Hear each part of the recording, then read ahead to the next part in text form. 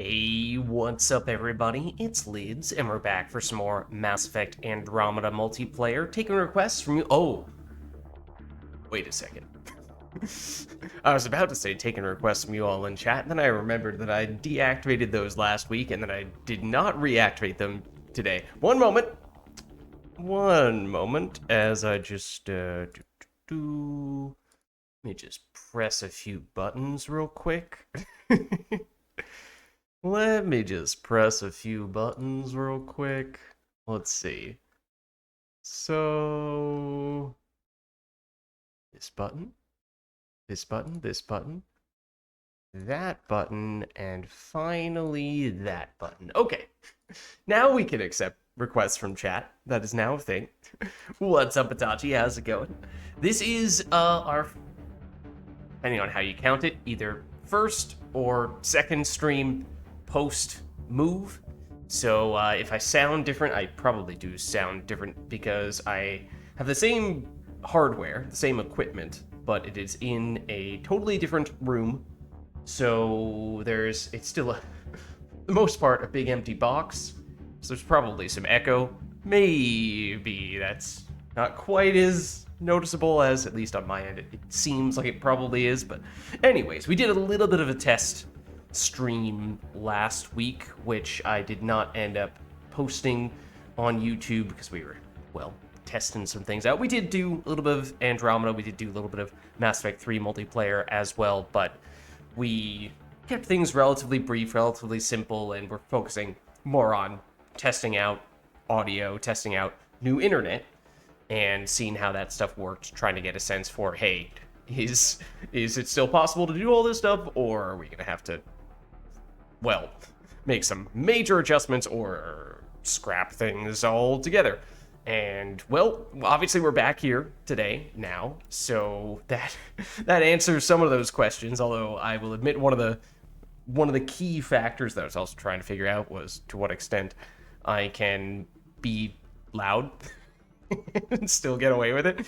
So I've gotten a little bit of a, not that I've like gone out and asked all my neighbors like, hey, if I'm shouting in the wee hours of the night, how angry are you gonna be? I haven't done that, but I've, tried to read the room a little bit. So I have a little bit of a better sense. I feel like I can be a little more comfortable about being a little louder, but I am still somewhat conscious of that, and so if it sounds like I'm a little quieter than I was in the past, some of it might be, as I said, due to how, despite having the same hardware, the location, the room is different, but it is also probably in part because I am kind of deliberately holding back a bit in that way.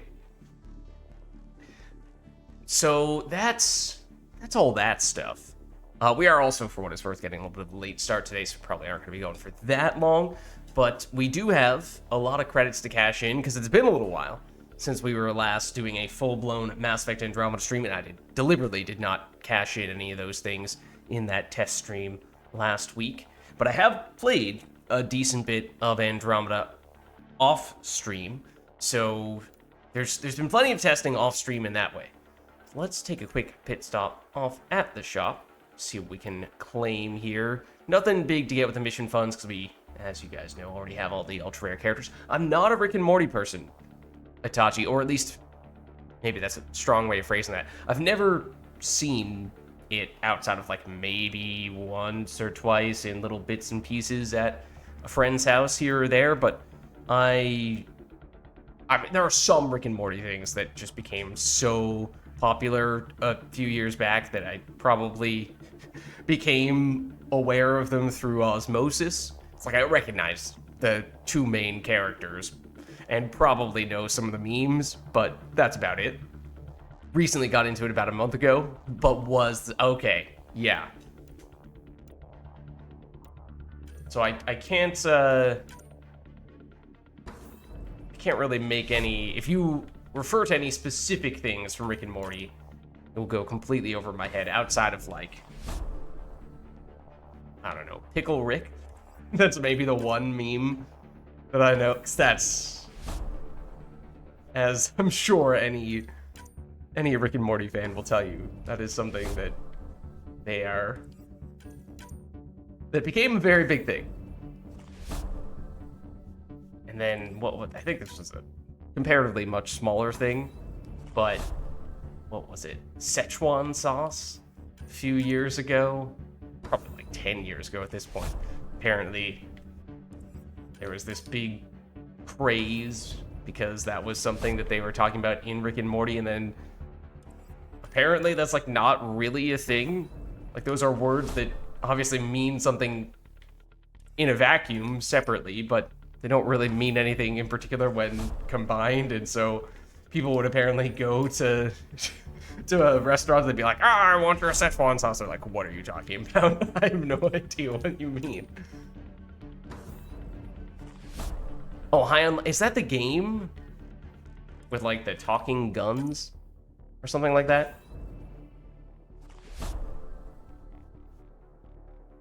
Okay, yeah. I think I saw some previews for, like trailers for that, whatever you want to call them. I feel like those are all terms for movies and not for games, but you know what I mean.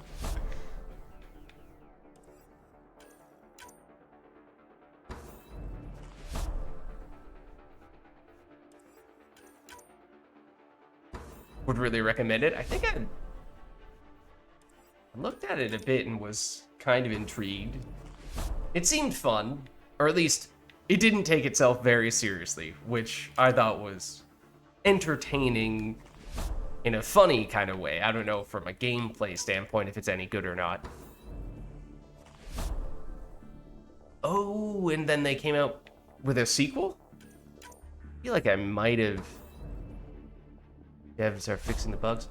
I feel like I might have noticed that just in passing. Very recently, okay.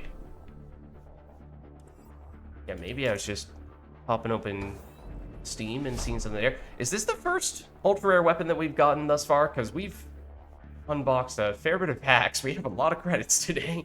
This is a really good one, don't get me wrong. It's right up there, if not an S tier. That probably is an S tier, to be honest. You could make the case that the Rose Rat is the second best weapon in the game, and obviously Siphon is very good.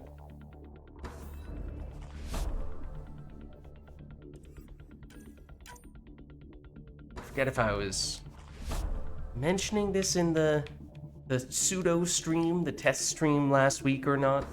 Or if I might have double-checked this just after that stream, but I was looking back at how many ultra-rare weapon varieties we still need before we max everything out. And I had said previously, a while back, that we were on something like 150 remaining, or maybe even lower than that, and I think probably lower than that. And then I had suspected that, although I wasn't keeping a running count from week to week, that probably meant that we had gotten to about 100. And that seemed like that was a bit of a landmark number, because although that sounds like a lot, it is several hundred in total that you need to max everything out. And it takes a long time to get down to just 100 and obviously eventually the double digits. So that seemed like a sign that we were not that far away from maxing everything, except... Ooh, then we get the Ushir Bulwark at rank 9. Except then, just a few days ago, I was double-checking those numbers, and maybe I miscounted, because I only counted them once. I didn't double-check on that day, but I counted about 150, which means... I thought that we were, 50 or more lower than that, so that was not a great sign. So maybe I need to double check again, but might not be as far along as I thought we were. But the Dawn Siphon now up to rank 9. That's getting very close, and you can make the case that the Dawn is one of the best shotguns in the game. I'm not a huge fan of it myself, but there certainly are people who are.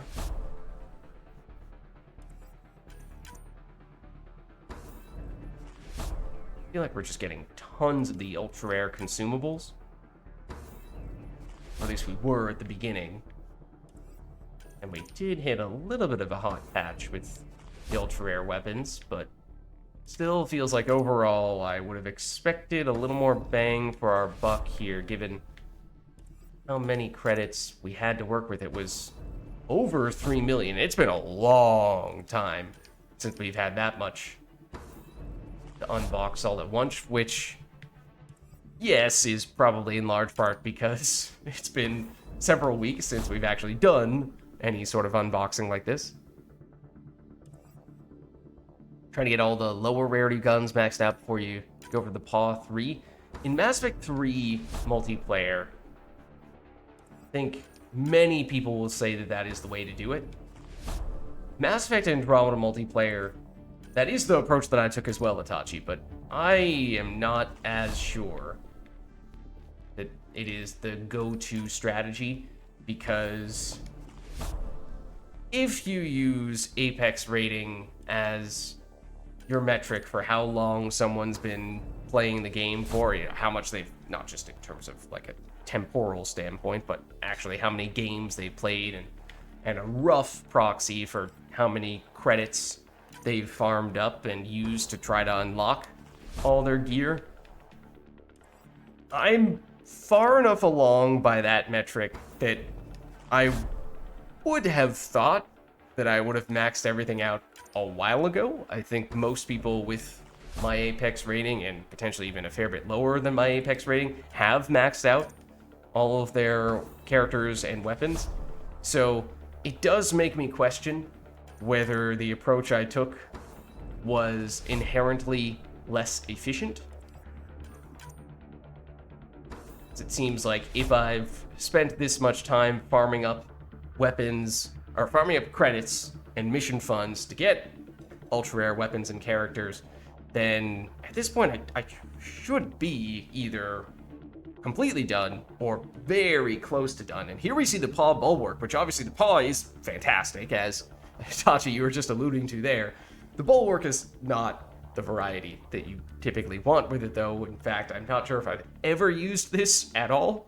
It is one of the lowest ranking ultra rare weapons that I have of any variety at all, though. So obviously, if we are trying to max everything out, then we'll need to get it there at some point. Hurricane, again, Bulwark, but up to rank 9, so also getting close.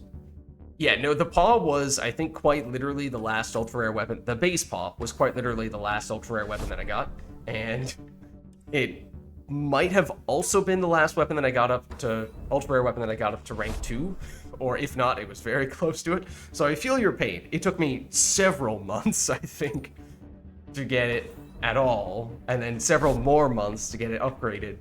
So the game was not keen on allowing me to upgrade that. Only trying to max out the Paw, maybe a few other guns. Well, if only it were that simple.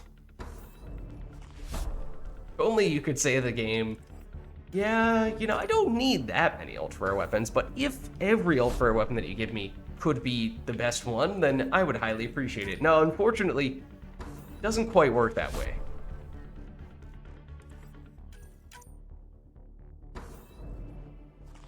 Yeah, I mean, at this point, I used to be playing every single day, doing all the prestige dailies, all of the Apex missions, including the Plat Apex, and then some, usually, getting at least 2 million credits per week. And I did that for about 2 years. So, and that's a lot of time doing Andromeda multiplayer stuff, and made a lot of progress there, but as I was saying, didn't get me anywhere close to being done. And then in the past half year or so, definitely slowed down a bit, and still trying to get all those things done in any given day, but there are many more. I mean, it used to be almost all the time. There were very few, I would probably count on one hand the times that I did not get all those things done, whereas that's much more common nowadays for that to be the case. But still, now 2.5, probably close to 3 years in to Mass Effect Andromeda multiplayer, and we can take a quick peek.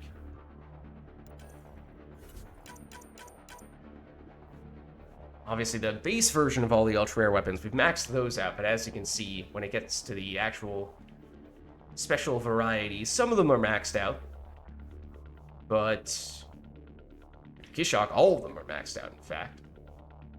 Crusader, 2 out of 3 are. Eagle, 2 out of 3 are. So it varies from one weapon to the next. But there's still a ways to go here. Valkyrie's all done. That's nice. There's the paw. Roserad. So, plenty of things here that do not have X's next to their name. And that's with pretty darn dedicated play over the course of certainly 2 years, if not 2.5 years. So it's quite the time commitment. Yeah.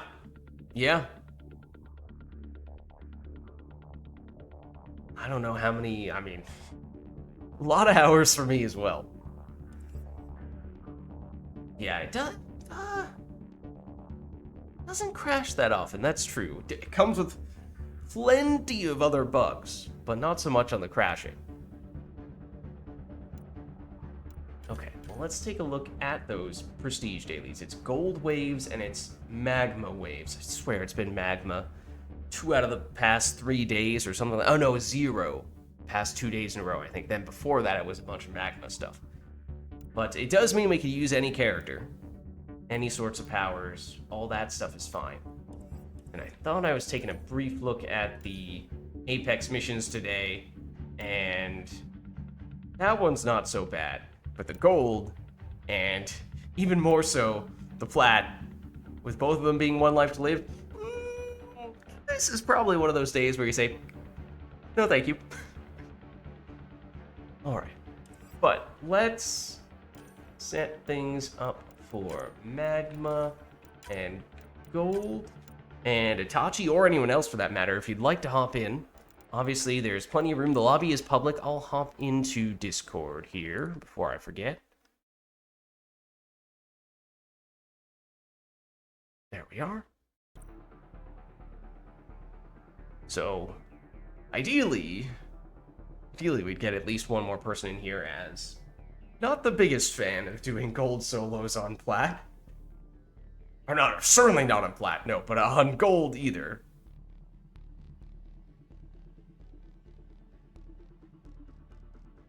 Actually, a few days ago, I was doing the plat Apex. I had one other person in the lobby with me, and I don't think it was someone who I'd ever played matches with before.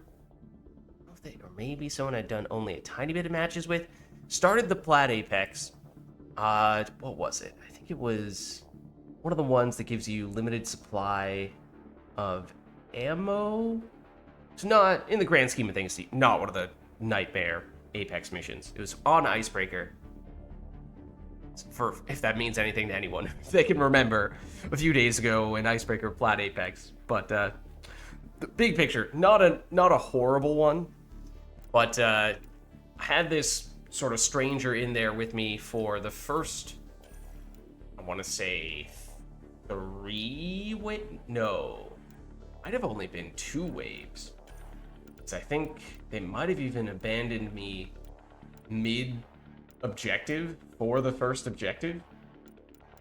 And then it was just me and on the plat Apex, so I was not pleased about that.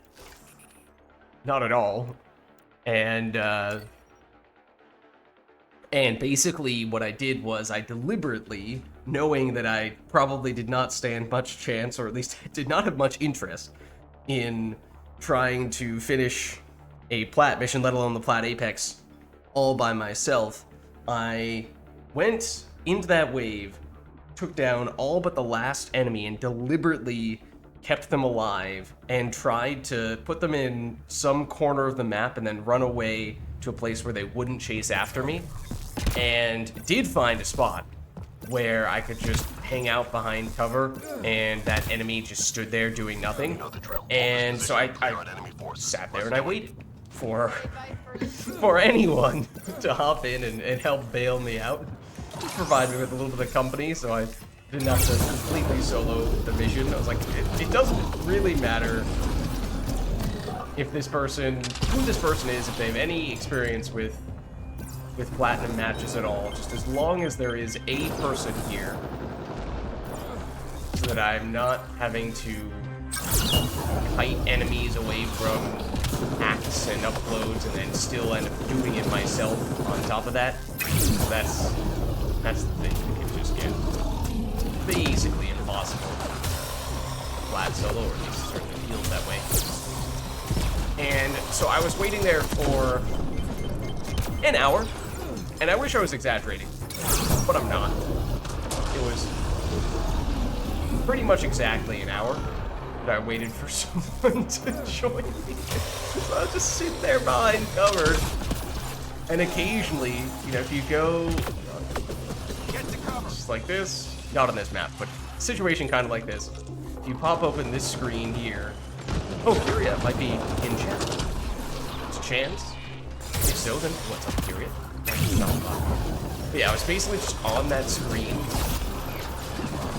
waiting for someone's name to pop up, and I did see people's names pop up for a split second on several occasions. So people who I imagine were probably just searching for any public lobby that they could find, and then realized that maybe the only public lobby that had nice job, open Apex. Spot was a Plat Apex mission lobby, and they were like, thanks but no thanks. So they poke their head in and then immediately leave. So that happened to me numerous times over the course of the hour, and so much so that I even recognized some of the... There are a bunch of names that I'd just never seen before, but some names that I had at the beginning of the process never seen before, where they just kept on popping up for a split second and then disappearing, and then 10 minutes later they'd pop up again for a split second and then disappear. So if I saw that name and I recognized that, I was like, oh, I don't think that person's gonna stick around. I don't think they're gonna help me out here.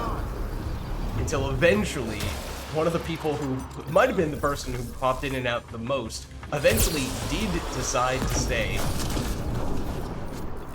And I think they were a relatively new player. So as I said, I'd never seen their name before, and after the match I could see their Apex rating. Again, not that that's a perfect metric, but gives you half a decent sense of how long the person's been playing for. And so they may have never done a flat match before, for all I know. They held their own, and we got the job done. And it actually went fairly smoothly once they did get in. But it was just that overall,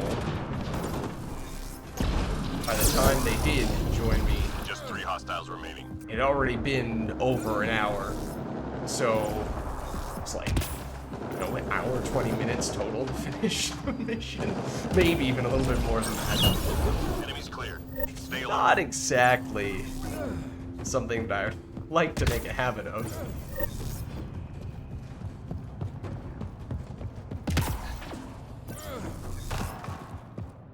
Objects of interest detected in the mission area. Find and return It's to a bit drop. of a roller coaster ride.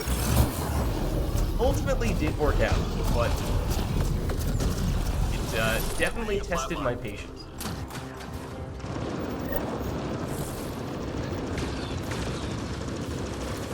Got the drop. I don't remember if I might have even, you know, as I was in that spot in that match where I sort of found a safe place where it seemed as though the enemies weren't going to chase me down, or the single enemy wasn't going to chase me down. It was a single destroyer. I can't remember if I then went as far as to go AFK, or I probably, no, what I did was I think I listened to a podcast or something like that. Because it just had this page up, and then tabbed out and was listening to a podcast while I was watching to see if any other names popped up on the screen. So that's how I passed the hour. Think.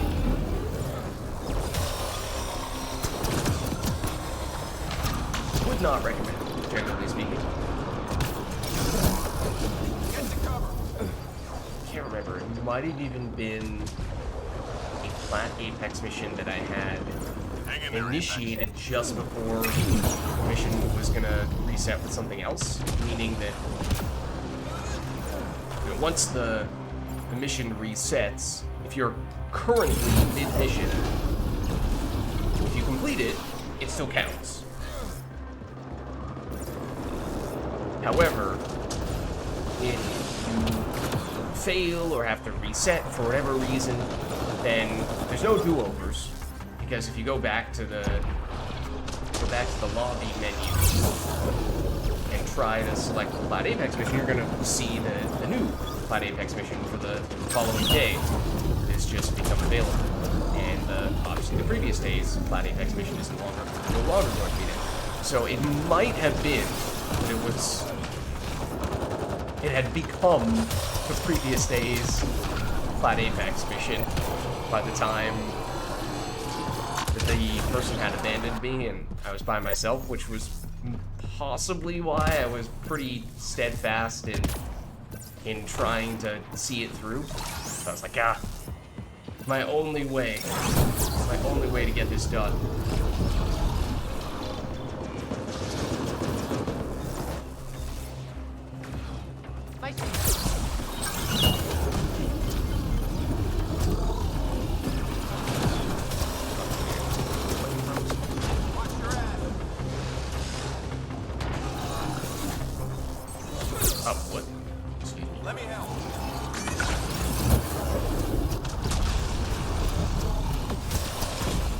Also definitely not the best. By not the best, I mean it is definitely the worst enemy for this character, but it's package, I should say. Yes.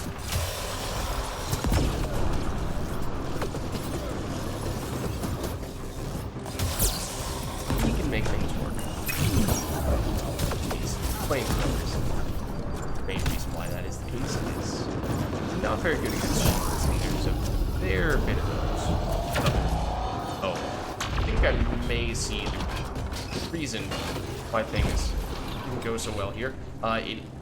This destroyer is currently I'm stuck. No, the destroyer is blocking that doorway. So, as much as I want to help our teammates there, get this person. Yep, out. Unfortunately, I think this wave is pretty close to being over. Sure would be, but can't put it at this point.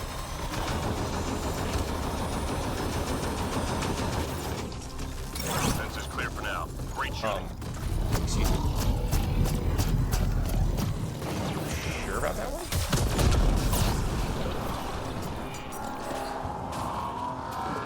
Would I recommend podcast though? Podcast is probably a TIFO football podcast.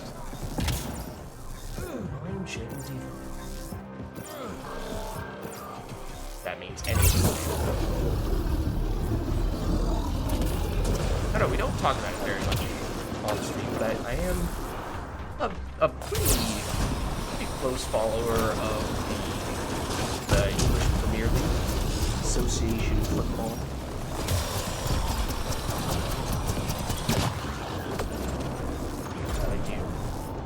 Try to watch the games whenever I can. Sometimes check out some podcasts about that stuff, and just either as a sometimes just something I put on in the background as I'm doing other things, but sometimes it's the center of my attention as well. I'm reading a flat line. How's it going for me? Man, I'm really struggling with the parkour today. That really wasn't even parkour.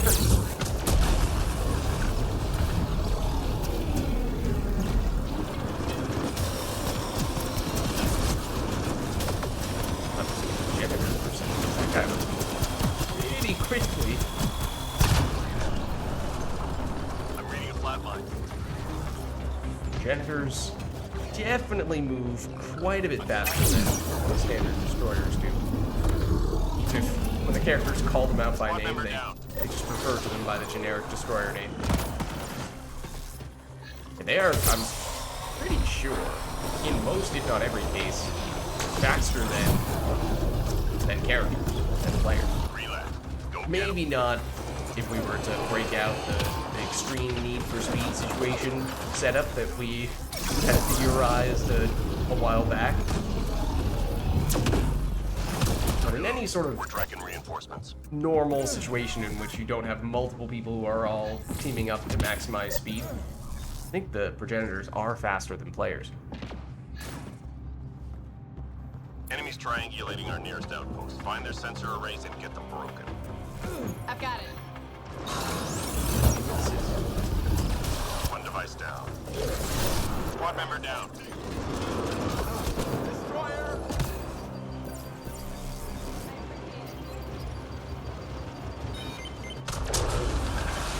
One device down.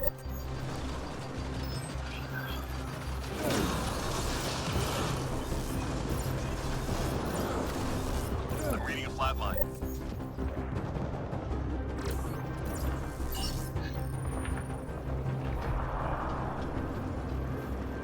Nearly through.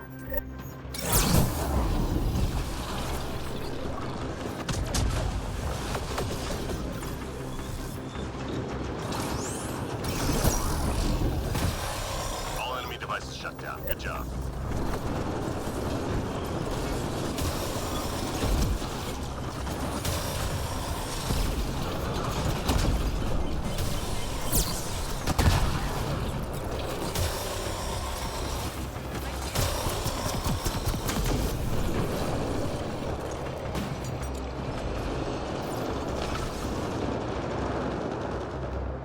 In this far corner?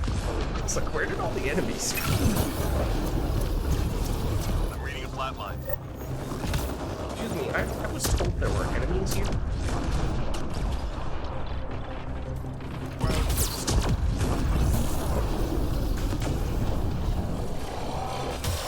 All enemies clear. Keep it up.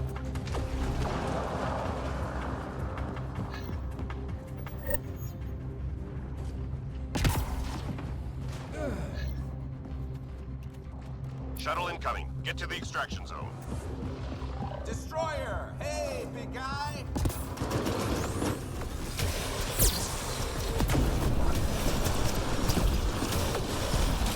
Get down! That's bad. Excuse me.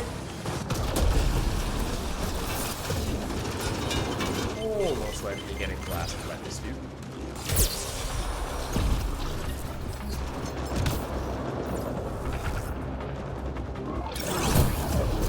Yeah, see, like, against other enemies, you can just walk into the room, break out flamethrower, and it's gonna, at a minimum, stagger most of those enemies almost immediately. You know, it doesn't work with that same sort of consistency when you've got a bunch of observers in most cases.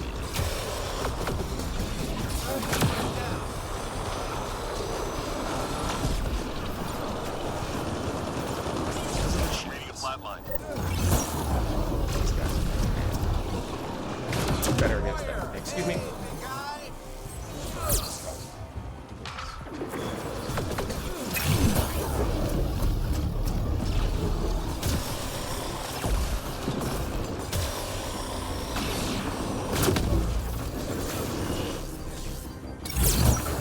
Setup. Shields are gone! Are we talking specifically for gaming / streaming related stuff, or are we talking more general? Squad member down.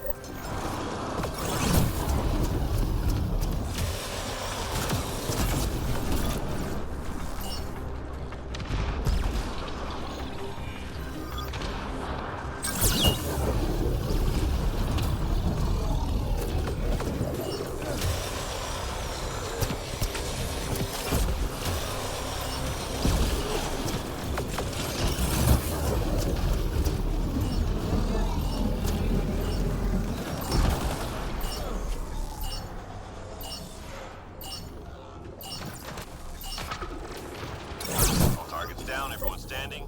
Drinks are on me. Inclusive setup. Okay. What, so everything in that case?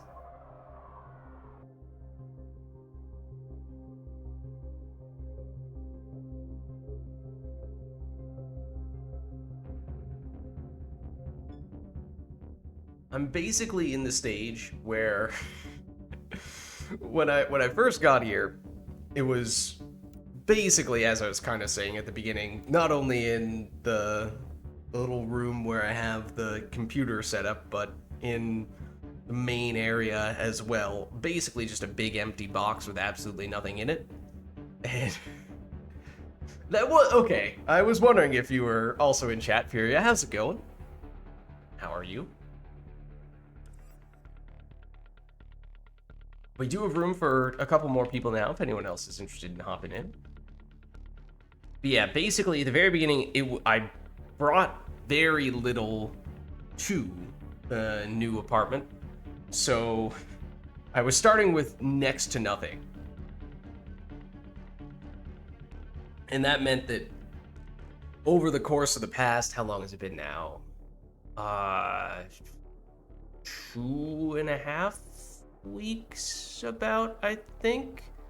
It's just been a never-ending cycle of here are all the things that I would like to try to pick up to turn this into a more livable space, and then unboxing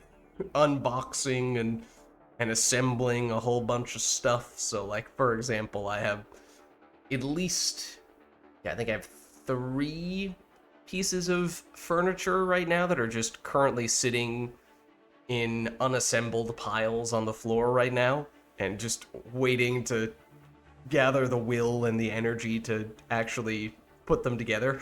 So it's a slow process, but just trying to chip away at it each day, make it at least a little bit better in some way, and over time it starts to add up a bit. So, like in the streaming, the room where the computer is there, I don't think there's much that has changed since that. I added a small trash can. That is the one major difference. That's pretty much it. Also, I pulled a chair over, which, for what it's worth, was previously the methodology for this as well. Not to sit in. No, I already had a chair to sit in. I did have that much, but there is a chair that is right next to the chair where I'm sitting in, and that is the surface upon which I have placed a single cup of water, from which I've almost already consumed all of said water, and a paper plate with a cookie and a half. So it used to be that there was a chair on either side, one of which was for beverages and the other of which was for snacks. Right now it's a single chair that is serving double duty, and therefore not quite as much stuff on on said chair. But hopefully it'll do for now. One of those pieces of unassembled furniture theoretically would help in this regard, but it's has more parts to it than I had thought it would have, and so as soon as I started pulling it out of the box, I was like, I really don't want to do this right now. And it has remained that way for now, probably a little over a week. So those are some of the things that really need to get done soon, but eventually it'll happen. Alright, but as for the Mass Effect stuff, that was match 1 of daily duty. So that means one more of those, and at least I'd be all set. I don't know, Furia, if you're also trying to get the dailies done, and I don't recall exactly when you joined the match, but I don't think you got in on wave 1, so you may still need a little more than a match to get them done yourself, unless you've done them already. You may have.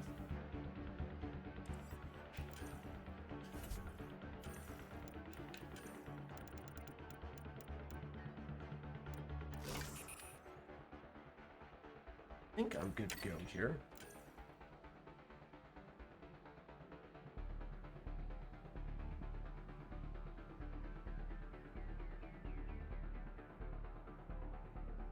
Some assembly Wait, there actually might be. I may have recently added something along these lines. One moment. Let me double check. This is vaguely ringing a bell. Check assembly. Oh, I swear. Hold on. Is there anything that I could be confusing for this? Was kind of thematically similar? So I really thought I had a recent edition that was something along those lines.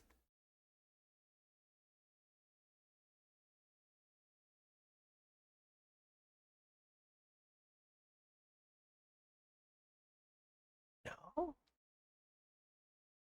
I know we're loading in at the moment. I'm currently sifting through the most recent tome editions.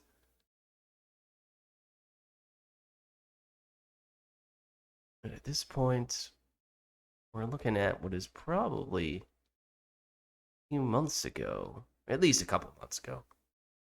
Not seeing it. Do I have anything that's not yet done that might be along those lines? Circuit. Hopefully the enemies won't immediately rush me down. I can see out of the corner of my eye that I'm getting hit. Okay. No, I do not see anything along those lines format, but I really thought... One moment. Some assembly required. Okay, there's now a note for it.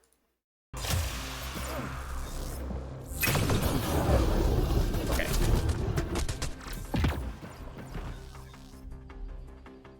Now I'm actually doing things, Furia. I'm sorry, I was a little distracted at the beginning there.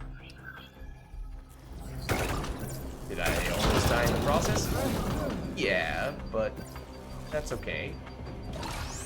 Everything's fine. Oh, this is actually one of the weapons that we got upgraded earlier today, wasn't it? This version, I think.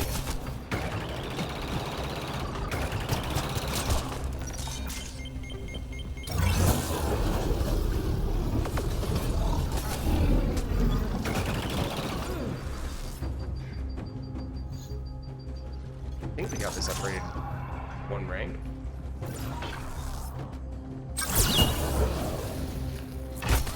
Shields are gone.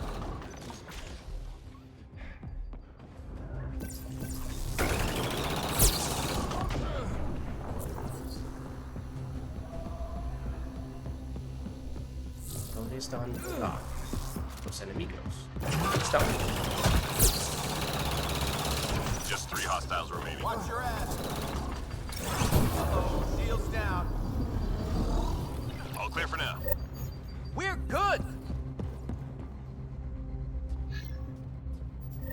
Oh, in the lobby, right now, obviously, it's only Fury and me, but the lobby is still public, so if anyone is interested in joining us mid-match, that is still a possibility, unless and until Hugs end up filling those remaining spots. There is room. Anyone's fun.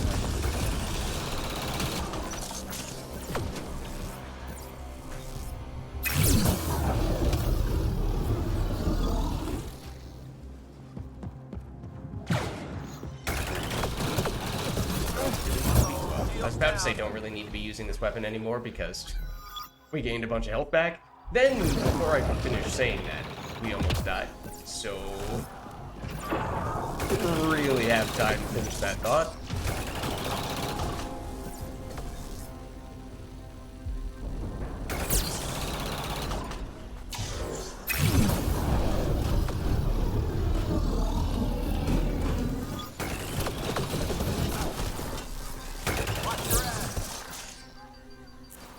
Oh, we got somewhere. 3 more to go.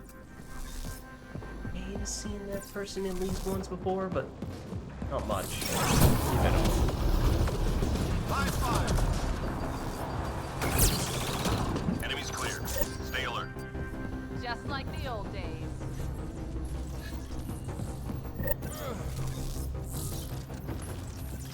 Upload.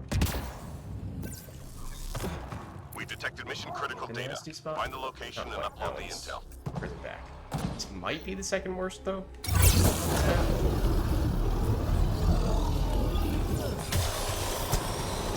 One other that would argue could also be bad. It also kind of just depends where the enemies spawn and where they choose to go.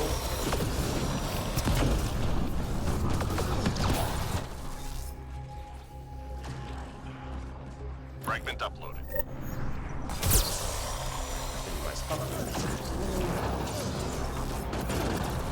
Is this reserve parking? It's not probably used. Live fire.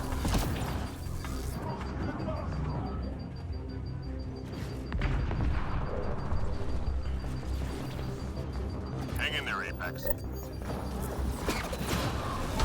Teammate injured. Ow. Wow. Teammate injured. That was pretty crazy how quickly we went down there. I do Much think for what obliged. it's worth, as in case it wasn't blatantly obvious from how quickly we were taking damage earlier when I was talking about us needing the siphon weapon. Yeah, we have a bug that's making us take more damage than we're supposed to take right now. But it kind of feels like that is happening to me pretty much every time. Upload complete. Good job, Apex. Hang in there, Apex. Oof, shields down.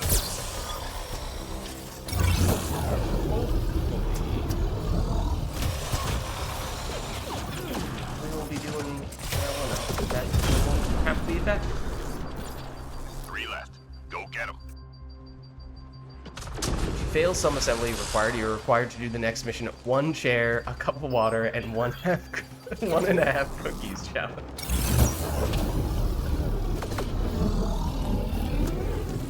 Good. Stay sharp. Well, now it's an empty glass of water. It's still 1.5 cookies, though. Those are still there. Enemies incoming. Throwing. Got a feed, friends?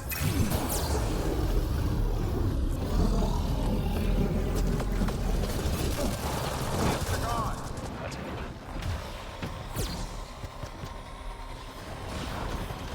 Yeah, well, that's one of the things that I still need to figure out how best to do is finding the best grocery shop. Or, if I'm being picky, best place to pick up different types of groceries if I want to pick and choose. Oh, well, you see, if I purchase milk here, then that's actually 30 cents less expensive. And the quality of the brands here are 25% superior.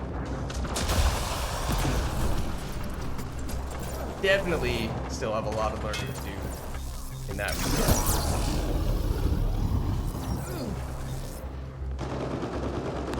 3 left. Go get them. That name looks familiar. One lone. Good. Stay sharp. Just like the old days. So yeah, the snacks and whatnot are kind of just Hostiles en route. whatever scraps I have lying around.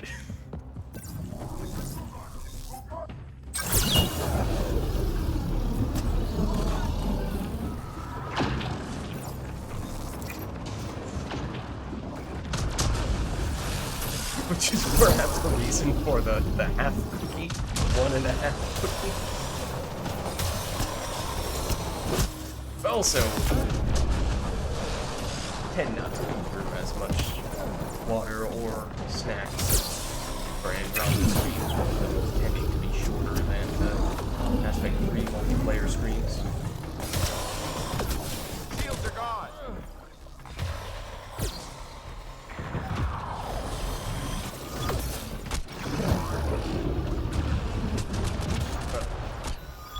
Please don't poke me.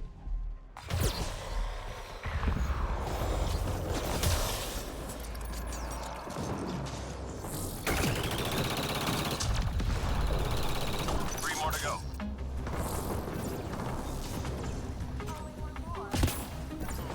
Sensors clear for now. Great shooting. Woo! I still got it.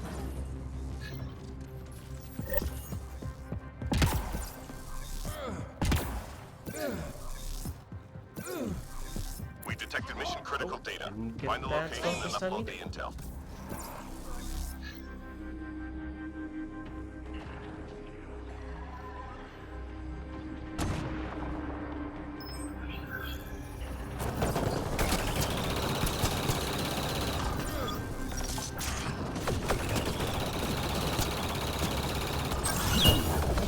Get down.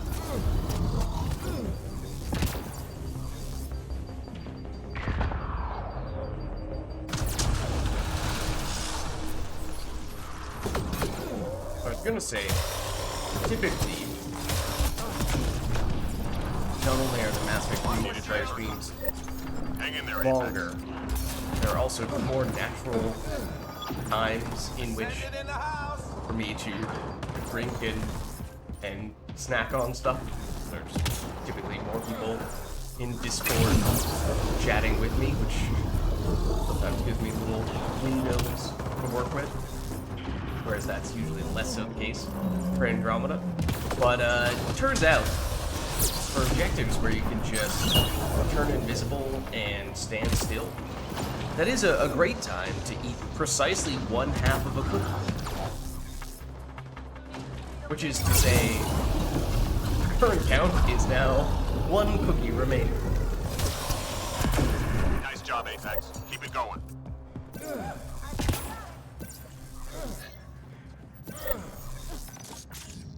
What would I regard as best furnished? We're done here. Mass Get Effect yourself to the LZ. Andromeda. Wait. Thank you. I said that. I mean, I already, I think I know where you were going with that format, but it may have a way to go even further than what you may have been intending.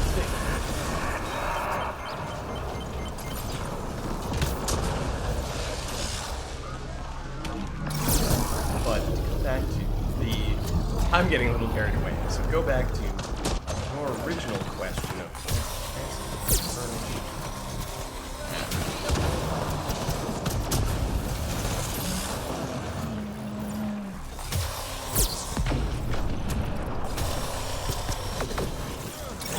this one isn't bad. Well, Feed. might be middle of the road. I think my answer might be.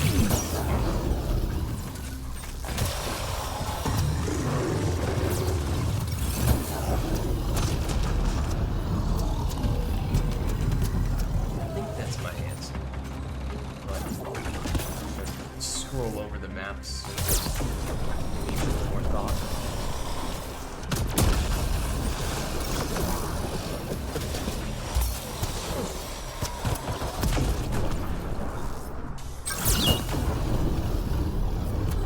Someone did a concussive explosion right as I started doing the flamethrower, which really made it look like I had an explosive flamethrower for a second. Oh man, the love guard.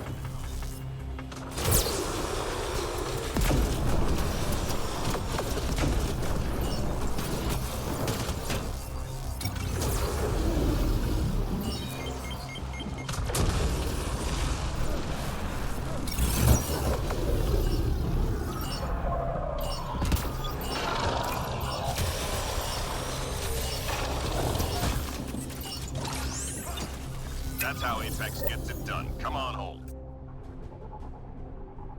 That's the way the cookie crumbles. What's up, Sovgrin?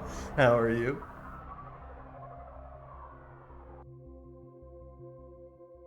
One thing that is a bonus with the new apartment relative to the old place was that I used to, whenever I was getting snacks or water, I had to go down a flight of stairs, and it was a little bit of a trek, and especially if I was trying to carry, like for Mass Effect 3 multiplayer streams, potentially multiple cups of water and, you know, a full plate worth of snacks and whatnot. It was actually, and oftentimes a mug of tea.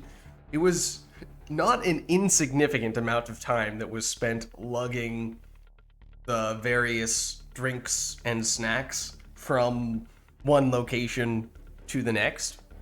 This time round, there's no flight of stairs that I need to traverse, and it is in a different room, but it's more or less right around the corner, so it is easier in that way. So, for example, I glanced down at my now empty cup of water and thought, oh, guess I can't fill that back up. And then I thought, well, then again, maybe I'm just thinking about the old place. Maybe I could be quick enough and sneaky enough that I could actually refill a glass of water without you guys even noticing.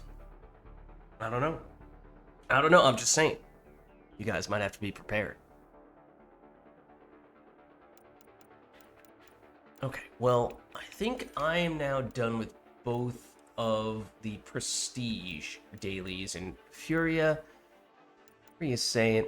Not gonna lie, Sovgren, that is one of the things that it was a little dream I had, a little on my wish list would be to get a little mini fridge next to this, next to the computer. I don't know how realistic that is, but that is something that I would love to be able to do specifically for that reason.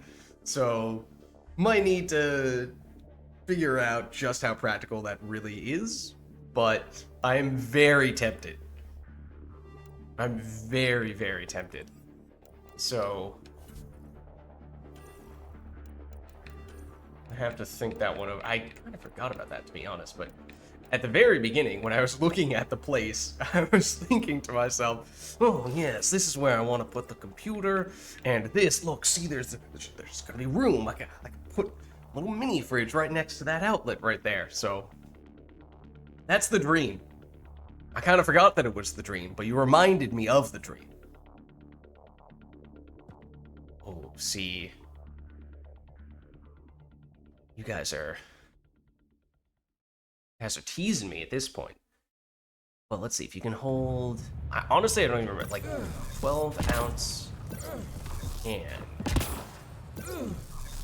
What, 8 ounces is a cup? So it's a cup and a half. Is that sort of like the standard size of like a soda can or something? I honestly don't even know.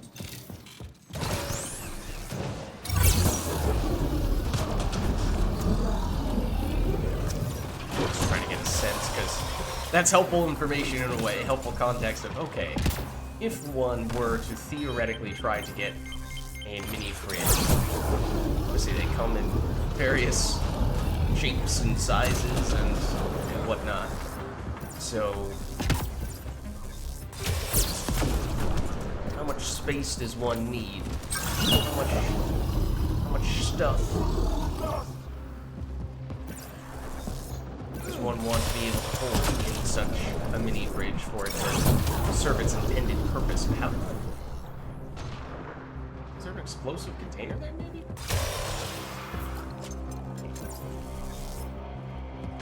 Quite small, but honestly, but that's the thing, is like, I don't know that it needs to be that big.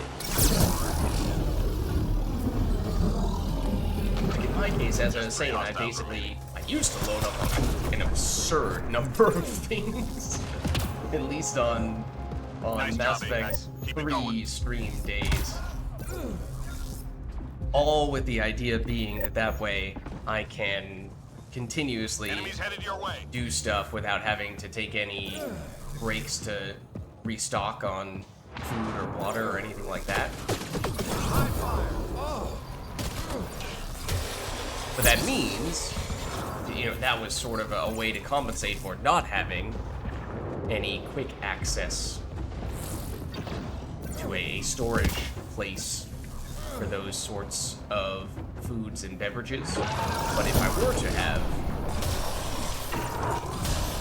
such a mini fridge, or, you know, like some cabinet or something like that that was readily accessible and had some of those things in it, then you wouldn't have to proactively set up quite as much stuff. So you could really do it so much more easily. 3 more to go. And maybe, you know, if you strike a middle ground, you do some... Good. Stay sharp. You get some of that stuff in advance. And then you restock a bit from the readily on-hand storage, whether that be mini fridge Picking up or classified data on the Scourge. Upload it before they lock us out. a little shelf or whatnot. Now we get this spot. This is the spot that I was alluding to several times in the previous match. Probably jinxed this one. But yeah, all that is to say, basically what I'm getting, I don't know that I would need a very big mini fridge or anything like that. If I still load up on some stuff in advance, but then just get a little bit Fragment up. from a mini fridge or something like that, then Nearly through. might be all I need.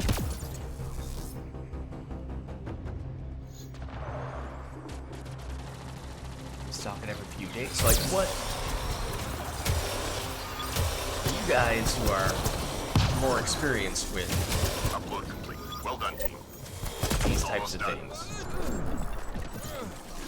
what are, if you have limited storage space in a mini fridge, what are the go-to items? For me, I'm thinking some kind of either water or chilled beverage. Even if it's not a ton of it, just having some readily on hand would be ideal.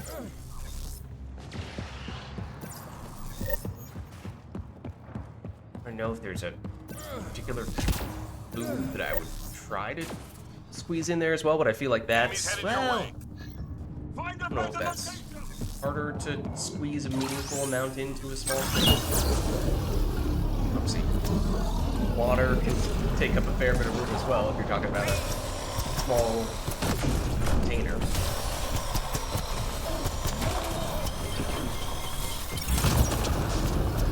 But then the other thing is depending on how careful you want to be. There is obviously some risks involved Watch with your ass. having potentially large amounts of water or other liquids right next to a bunch of electronic devices. It's just not terribly different from, say, I don't know, having a couple of chairs sitting right next to a bunch of electronic equipment and balancing 6 cups of water on a single chair and just hoping that you don't bump into the chair or place or pick up any of those glasses of water too aggressively and cause domino effect to spill all those cups of water onto the ground and potentially Hostiles en route. endanger that electronic equipment and anyone who might step in said puddle that may or may not now be electrically charged. Lids, that seems like an awfully specific example that you just gave there. Surely you're not speaking from experience, right?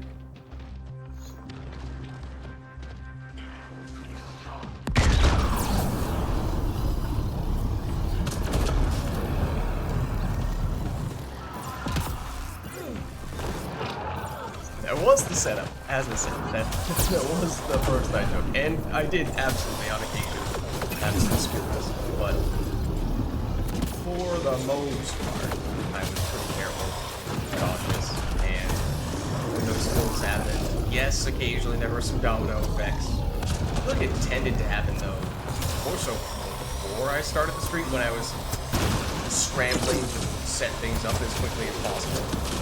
3 left. Don't get them. Trying to race up and down those stairs with Be ready. however many glasses of water, and then balance them on said chair before running back down to get more of them. That's when I tended to Objects of interest bump into detected in them the mission most area. and Find and knock return to them drop over. point. So it didn't happen mid-stream very often. But it did, on a few occasions, probably delay the start of the stream. And Got the drop.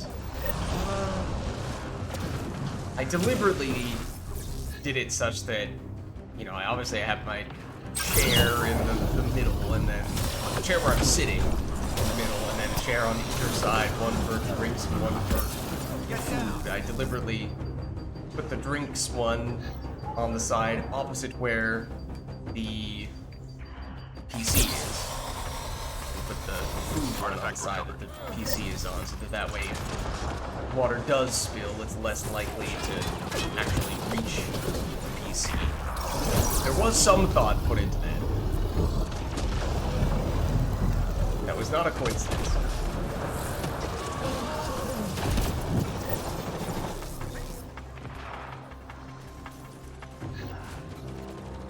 Nearly through. Got the drop.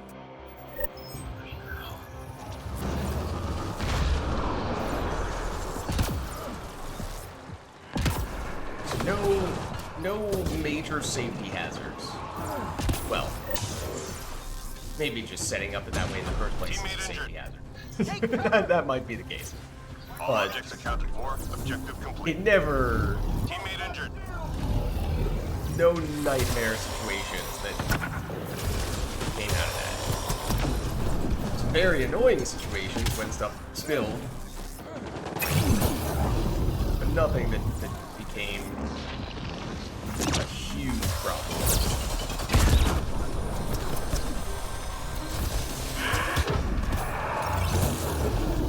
So I don't know if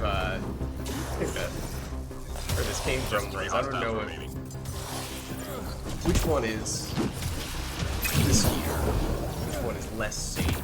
Balancing more cups of water than you could be balancing on Sensors clear for now. Great chairs that are not really designed to be places to hold water, that are right near a computer, or having a mini fridge right near a computer that has some things in it that Get to could the potentially extraction site. spill and Got a feed, friends? mess with the computer.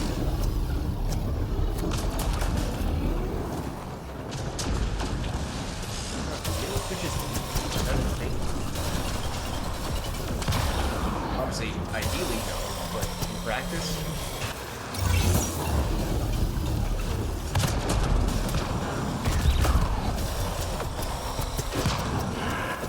I guess the refrigerants leak. That's a huge problem. Not for endangering your electronics of your PC, but for a host of other reasons. But yeah, I would think that a mini fridge would be safer than a chair. That's what my gut tells me.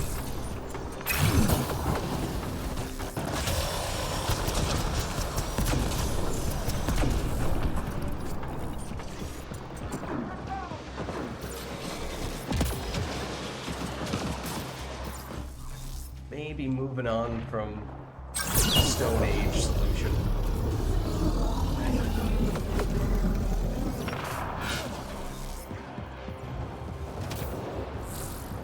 Oh, actually, the other thing. Okay, so yeah, there were two approaches that I was kind of thinking of. Might kind of be alternatives. I mean, technically, I might be able to do both of them, but it'd probably be overkill in that case. So one idea is to go the mini fridge approach, which obviously we've now discussed a fair bit.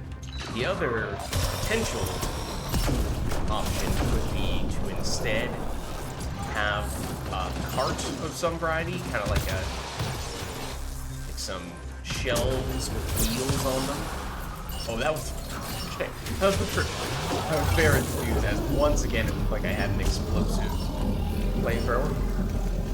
But yeah, the other solution could be have some shelves with wheels on the bottom, and basically, at least in that case, rather than having a chair be the surface you're putting food or drinks on, in this case, at least you have shelves, which are more so designed to hold those things. You have wheels, which does make them a little more unstable, true, but that way it makes it even easier to just load up, put things on those shelves, and then, you know, from the kitchen, say, getting the glasses of water, and then put them on the shelf, roll the shelf into the area with the computer. Lids a la carte? Maybe.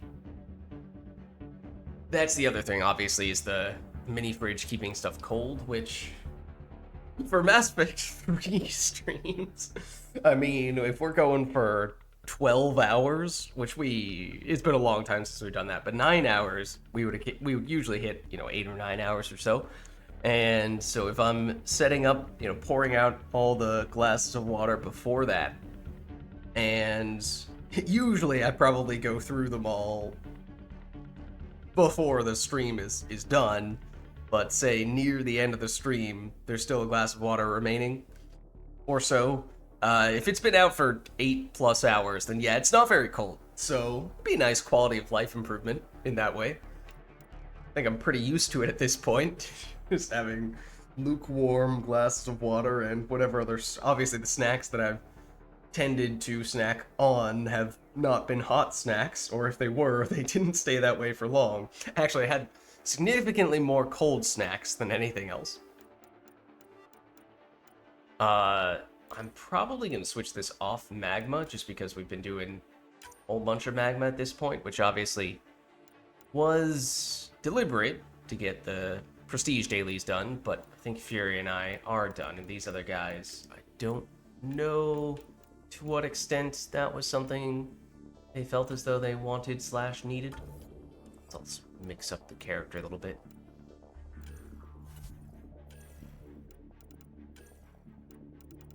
Yeah, like how many drinks or other things does a mini fridge need to be able to hold for it to feel like it is being helpful? Then we shall see what comes of this new partnership of yours. Mona Ventress, thank you very much for the raid. How's it going? Lady Killane, welcome, welcome. We are doing some Mass Effect Andromeda multiplayer. And also talking about things, talking about ways in which to get drinks or food easily in the place where you are doing your gaming, for the most part. Because my approach for the past several years has typically been, sure, I have a chair that I sit in, but also I just get an extra chair, pull it up next to the chair I'm sitting in, and then balance cups of water and or plates of snacks on it. And that's the system. You know the drill. Hold this It's position, clear on not enemy pretty, forces. Let's do it. and probably not the most effective or efficient, but it was good enough to work in the past.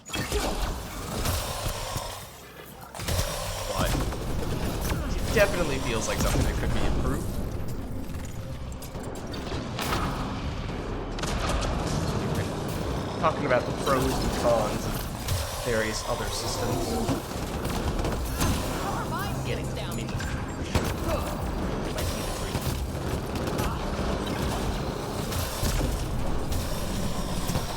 Is a mini fridge all it's cracked up to be? Or is it overrated? And if you are to get a mini fridge, then how much storage does it need to have for it to feel worthwhile, you know? Fridge can take 15 big cans in the top area and water bottles.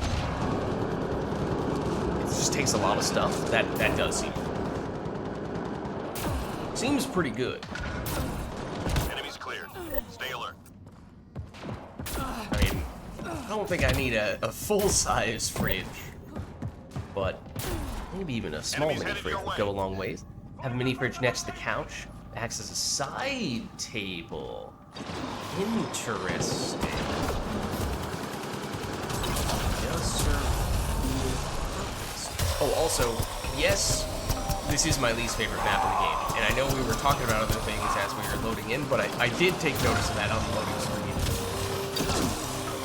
But I only just realized that not only is it my least favorite map, it's also my least favorite enemy. The game is in fact just messing with me at this point.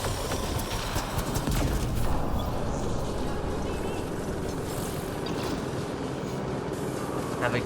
Wait, what? You have a game on your couch? Also have a little collapsible table that the sound you put drinks and food on that can have off camera, but within easy reach. I do actually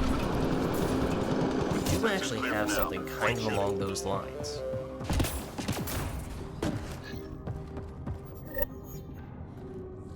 No worries, thanks for stopping by. Intel says the This kid map left needs a genetic lot of... surveying The other devices. thing is, the context is that I just moved, They're shooting. so I am in a new apartment. Problem gone. I have a new place to Our mind set up feels down. PC and trying to be deliberate about making that setup more effective or One useful. device down. Is, for the most part,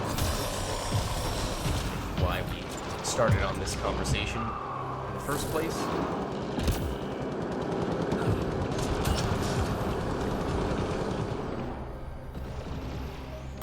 Almost done.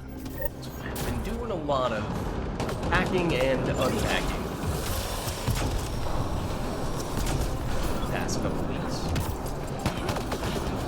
They're firing. All enemy devices shut down. Good job.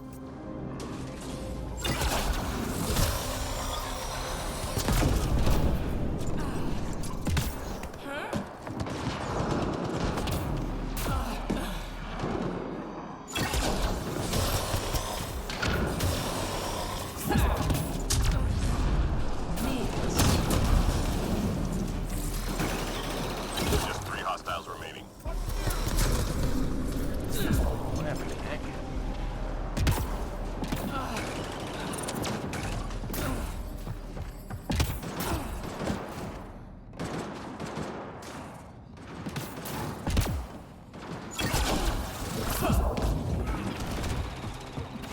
All clear for now.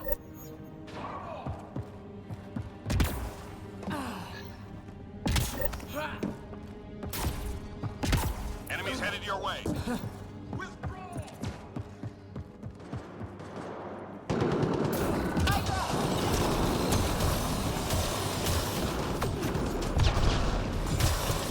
Heard the Hydra. And I thought I heard the missiles. I heard the target system, right? This has a sound effect. I wasn't looking at it, but I knew. Back of my mind. This one of the reasons why I hate this map, especially with this enemy, Outlaws, is because Hydras can hit you from basically anywhere, especially if you are in the middle of the map. So I knew as soon as I heard a Hydra when I was standing in basically the middle of the map that I was at toast if I wasn't hugging some cover.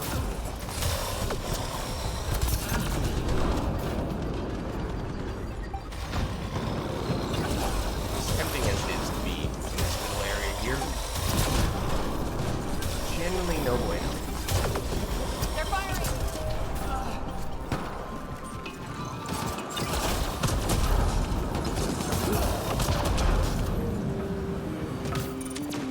Enemies down. Keep your guard up.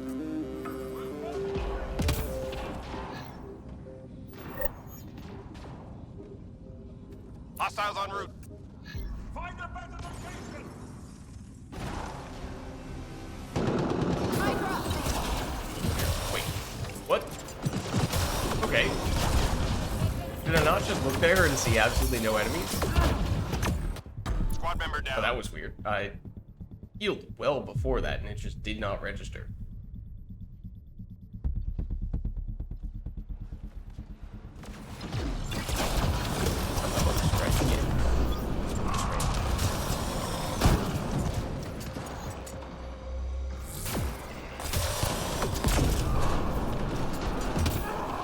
Oh yeah, also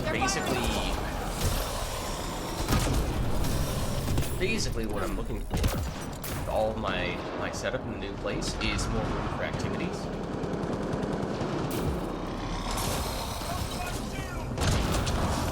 Which I realize is not the reference that Song was making, but I'm gonna turn it into that reference instead.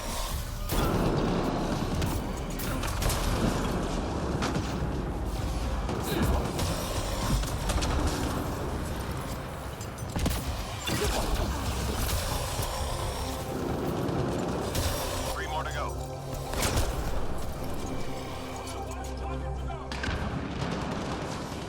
Enemies down. Keep your guard up.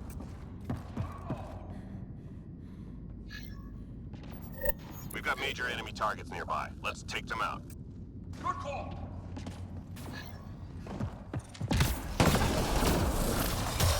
There's a Hydra. Scratch one target. We've got a read on another priority target.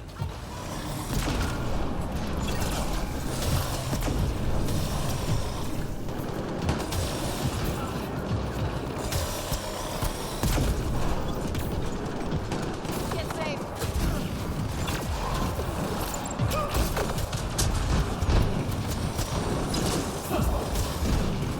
Scratch one target.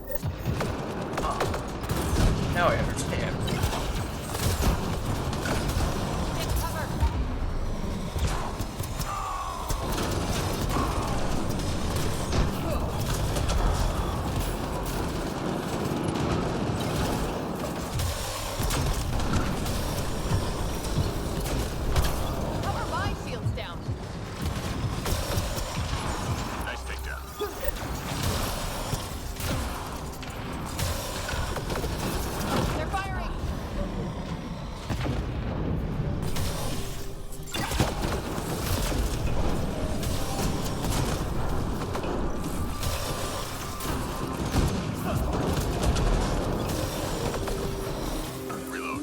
Kraken reinforcements.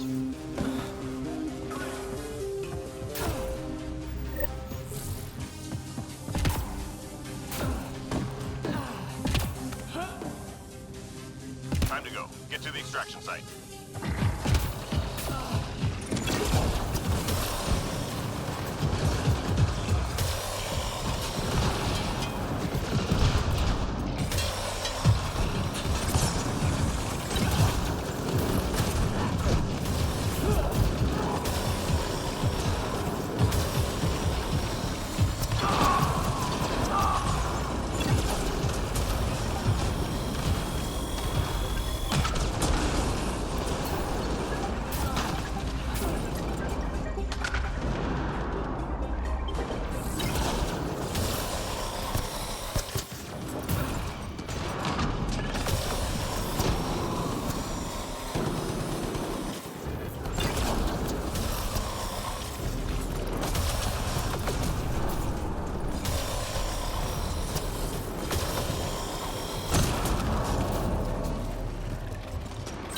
Come on.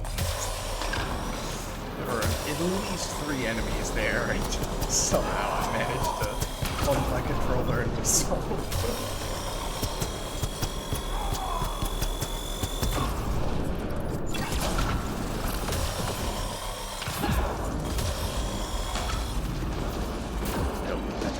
Oh, hey, what's up? You know, this is my corner. You're not allowed to be here.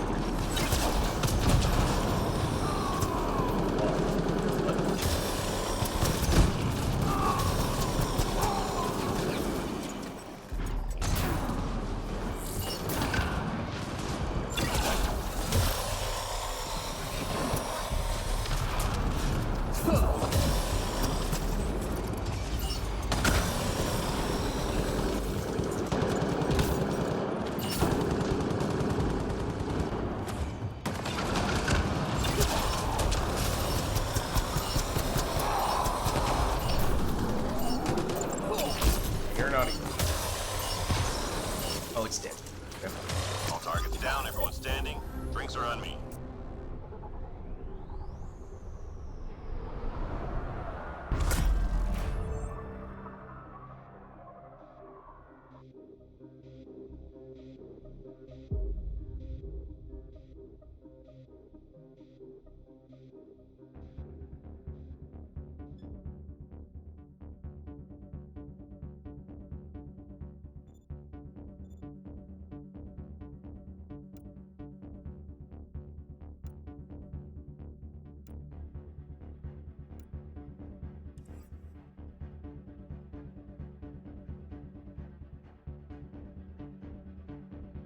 Alright, was there anything we'd like to do for the next one? As I think we're all set with the prestige dailies. The Apex missions today, at least the gold and the plat, are pretty nasty. Silver, I sent a strike team out for, and the bronze doesn't reset for a little while longer. So we could just continue doing random golds at this point if we want. Hopefully, with a better combination of map and enemy. Go back to the question Vormap was asking earlier about which map has the most furniture in it. I was thinking it might be this.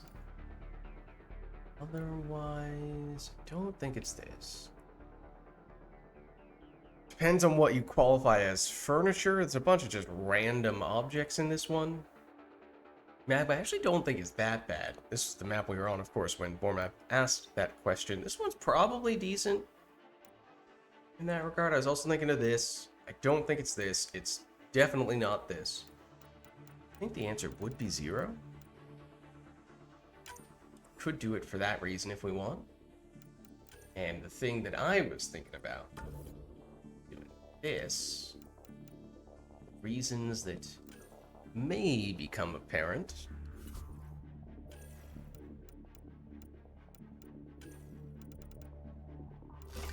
They are gonna do this, then you know I'm gonna do this.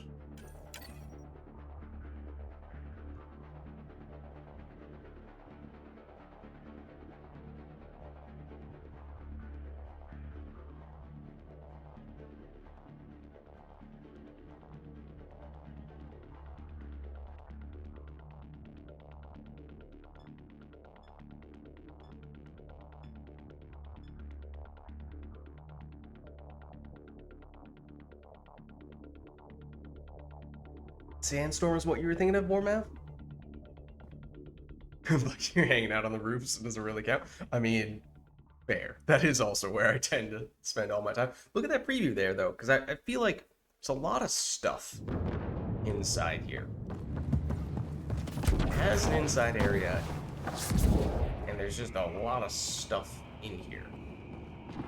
And This one's simple. Clear the you're area. and lock probably it down. immediately seeing the Enemies reason incoming. why I opted to take this character for this match.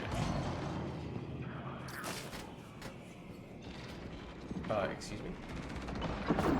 There we go.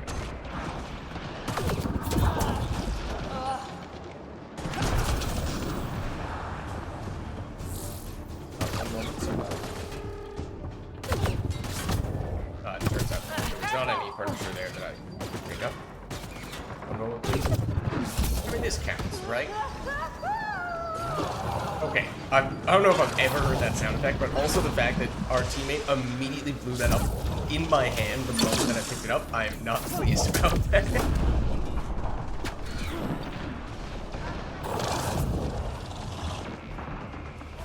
Ooh, look at this. We got a wraith, and we got other various items along with it. Even here.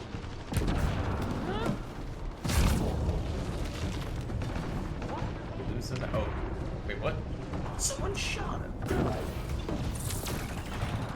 Can't imagine why they do that. 3 left. Go get them.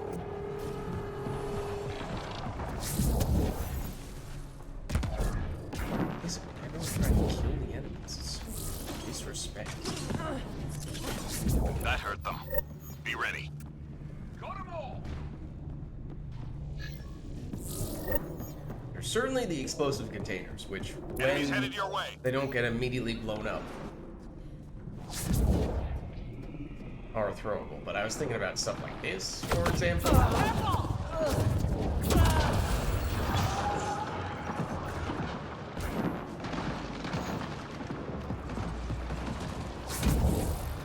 It's not.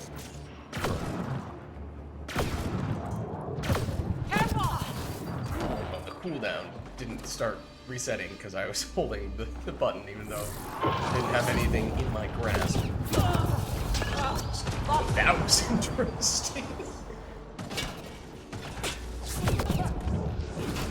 One moment, please. Does this count as furniture? Enemy fire. Pick up the rubber. I can't.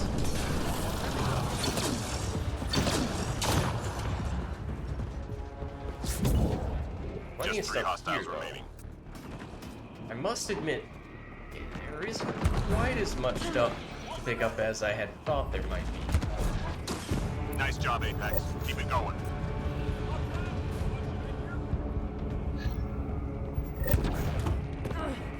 Uh-oh. We detected mission-critical data. Find the location and Take upload down the the intel. ascendant. I need you here, but I also need to have stuff that I can pick up.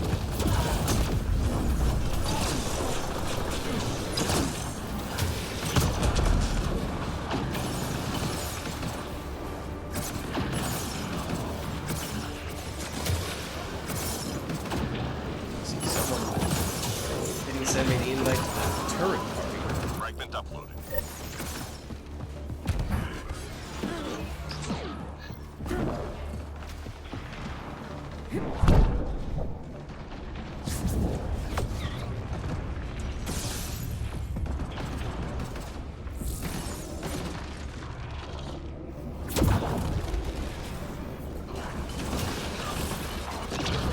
Hang in there, Apex.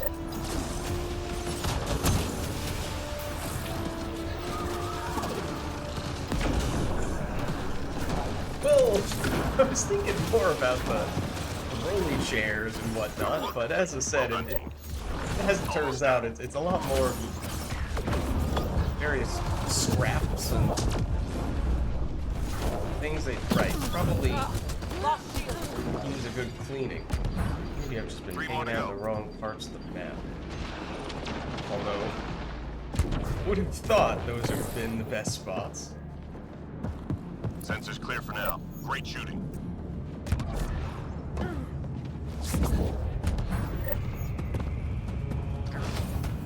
Enemies headed your way. Find the location.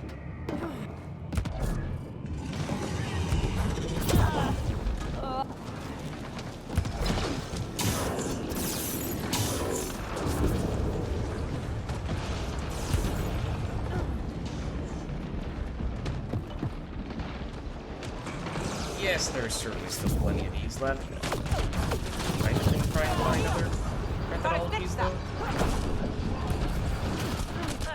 Ow. Yeah, that was not great.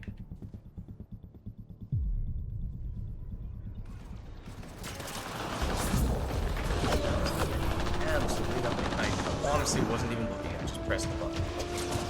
Like here, for example. This is pretty good. This is more what I had.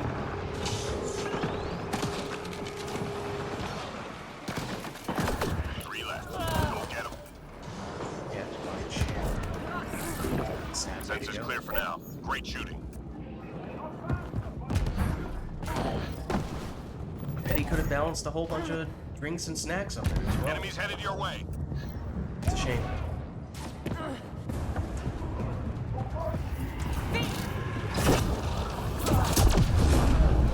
Not really sure what to do. Not really sure why this guy blew up, to be honest with you.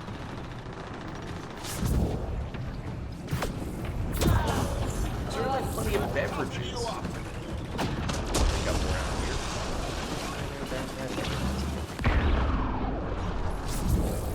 Yes.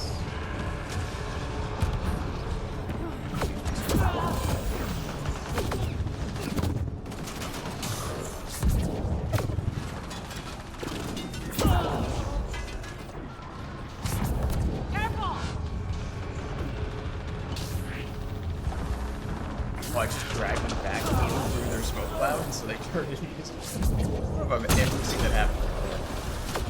Careful! At least while enemies are being actively Three more to like go. that.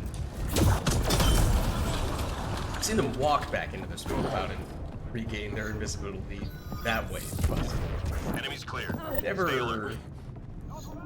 never by basically forcing them to re-enter like that. Here. Intel says the cat left genetic surveying devices in your area. Let's Take find down and your disable them. descendant! Really the approach. Just trying to take.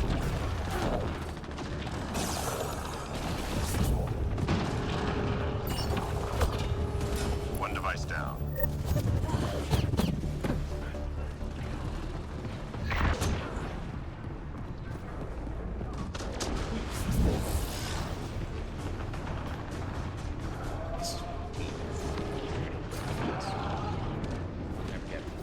Let's toughen you up.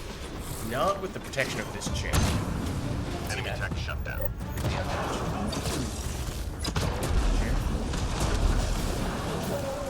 I owe it everything.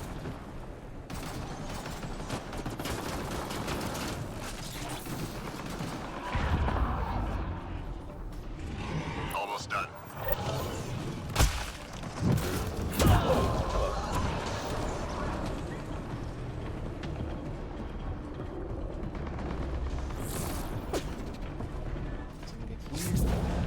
No. All enemy devices are now offline. Supposed to do that.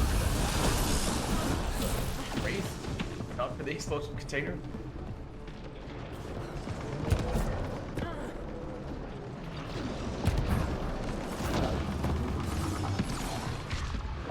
Don't know.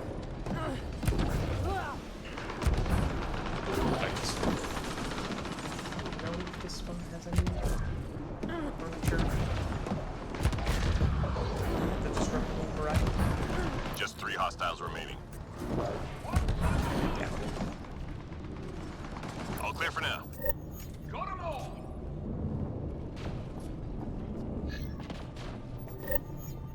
Over here. One thing.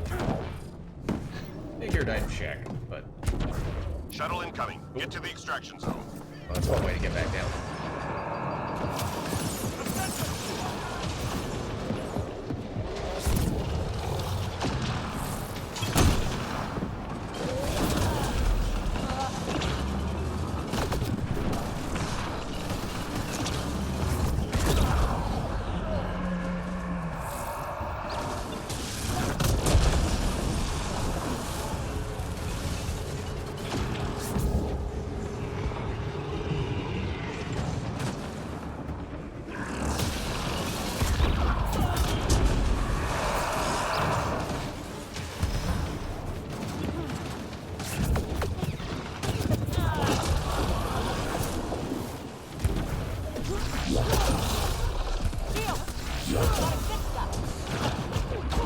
This isn't gonna end well.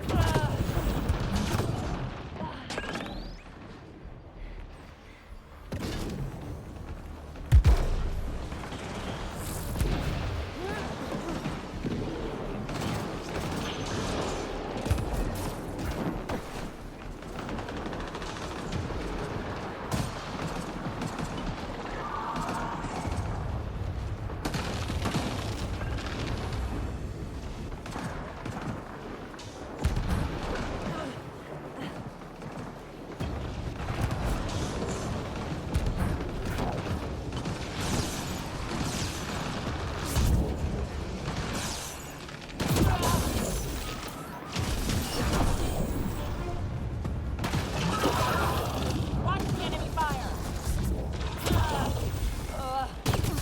Shield. I thought I Squad fixed member that. down. Oops. Nice save. Okay, that's like my one normal kill at the end. Mission complete. Full team secure. Good work. Wish there were many fridges we could throw around. Well, I mean, you could argue the explosive cryo containers are a bit of a mini fridge in a way.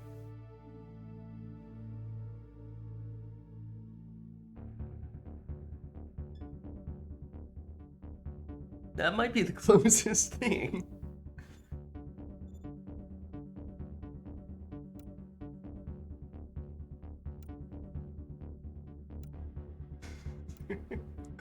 Honestly, I'm surprised I got this many points.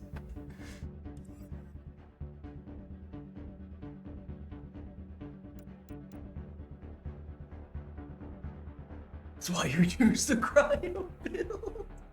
Oh, genius. You are a genius. I was trying to throw around the furnishings. There were not really enough furnishings for that to be as effective as I would have liked it to have been. So I think you probably had the right idea there, Furia. Wraith equals... Wraith equals cooler equals mini... Wait. What if... What would be the best enemy to combine with the cryo explosive containers to make a mini fridge? You could do it with a chosen, which is the basic Ket enemy, and then it's your chosen, your selected mini fridge in a way. You could do it with the assembler, which is the basic remnant enemy, and that's a build your own mini fridge. But that, I hope, isn't really something you do with the mini fridges. Maybe for other furniture, yes, as we were saying before, but hopefully not so much with the mini fridges. About... I don't know if hopefully it's not destroyers.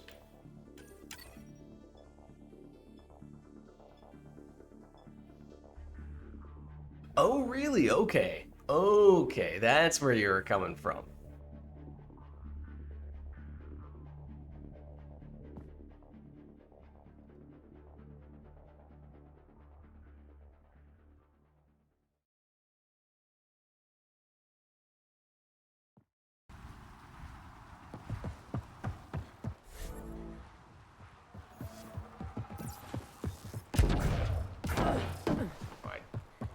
I Hostile used territory, people. biotic Secure this power position boosters in and the stay previous sharp. match in which we were just messing around, so it didn't really mean anything.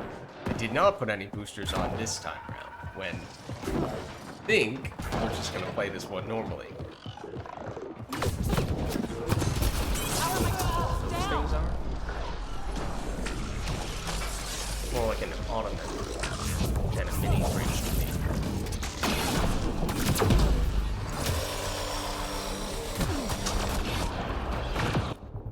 Teammate injured. Yeah. I definitely did get hit by several things there, but we have a fraction of the health we're supposed to have. That was still avoidable for sure, but if I'm actually going to be playing normally in this match, I can need to kind of take not a lot of damage I can take before I'm gonna go down.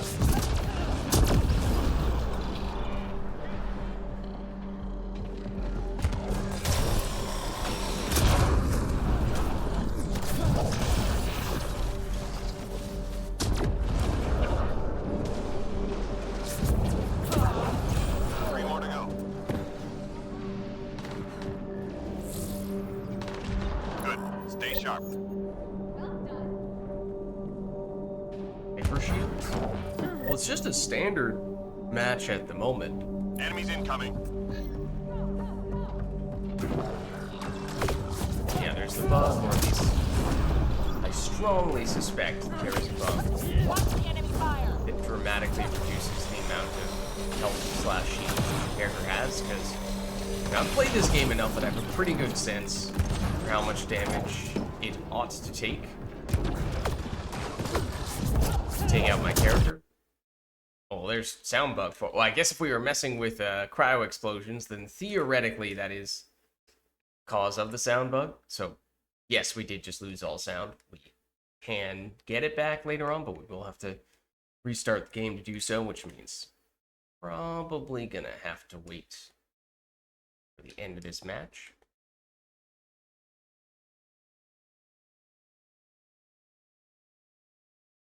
I don't know, do mini fridges have ambient noise? They very well could.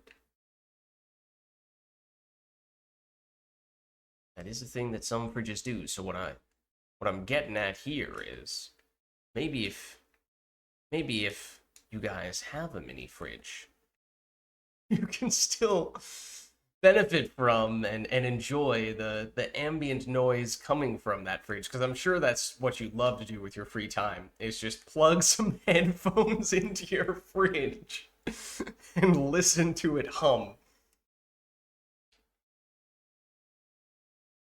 No, don't be silly, Lids. I don't need headphones for that. My fridge is loud enough that I can hear it from across the room. Yeah, but there definitely are, or at least a few years ago, there was definitely an effort to do a whole smart fridge thing. I don't know how much it really caught on, that idea. Is that still something that people do?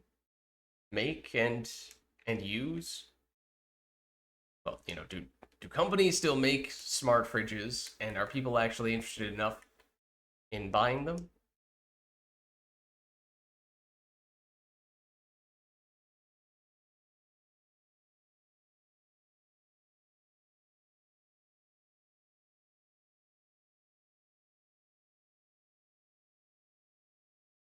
What was it? Basically just like a like a tablet on your fridge, functionally. Something like that. Like it has a touch screen, and I don't know if you're watching like TV shows, like are you running Netflix on your fridge, or like Spotify on your fridge, or you know, whatever music application you prefer to use. That I could kind of understand.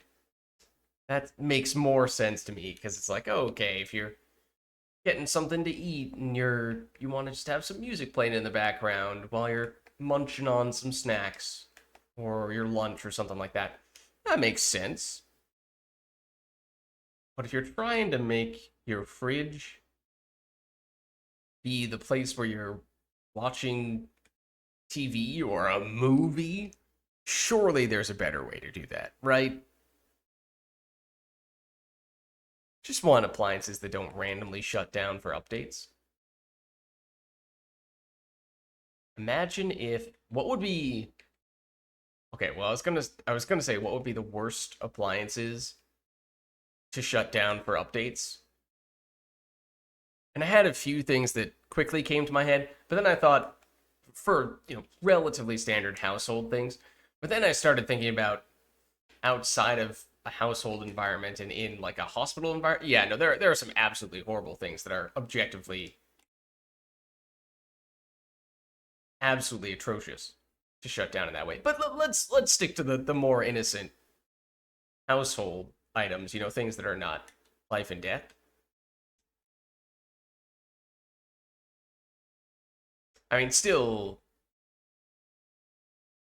there are probably some things that are pretty close to that. So maybe it's not a great question to be asking or answering.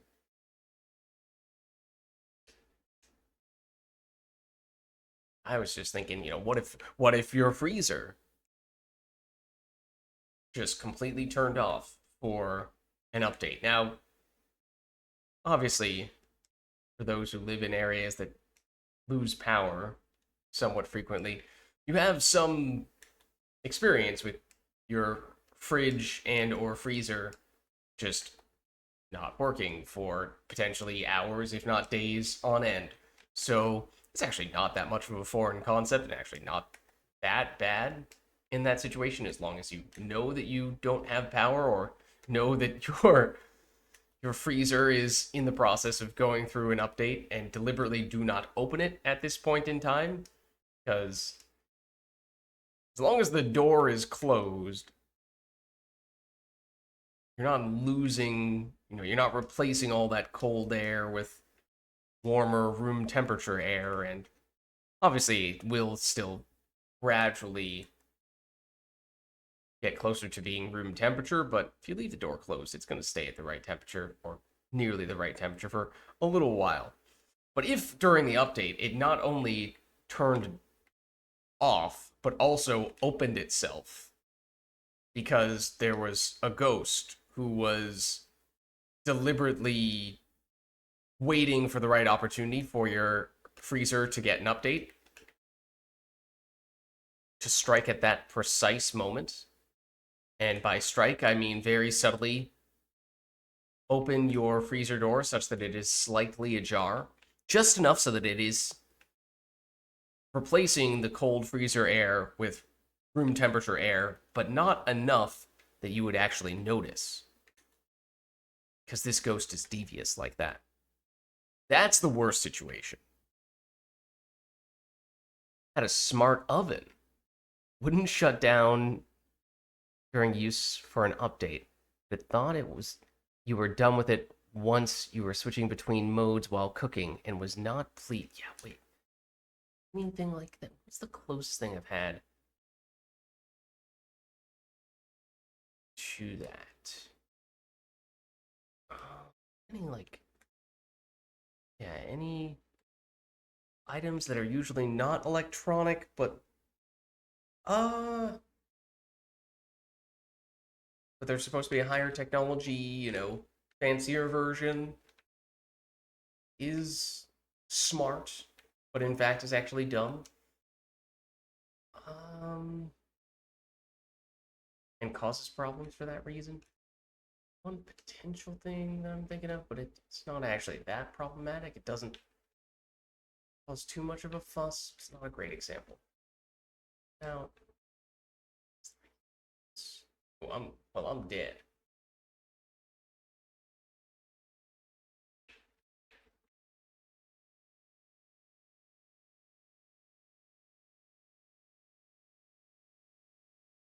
I'm also starting to think of some of these things like, oh, having a smart toilet would be bad.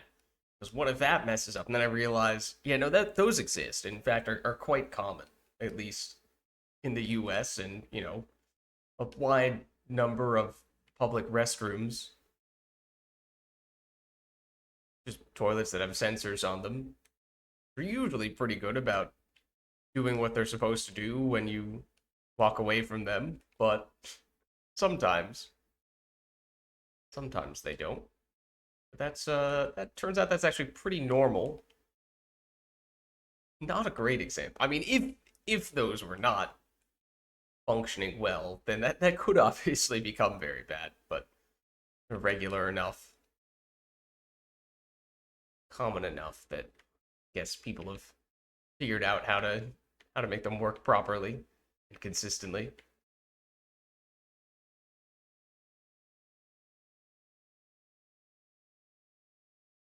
Smart anything should raise some red flags. Yeah, definitely. I feel like it's the kind of thing where you're in a store and you're trying to buy something. You're not seeking a quote unquote smart version. Maybe, it's just a theoretical, fairly basic item that you're trying to purchase. And then you see in this store a smart version of this item that you've never heard of there being a smart version of it before. It costs twice as 2 to 3 times as much. And, they're trying to convince you that this is the next greatest thing.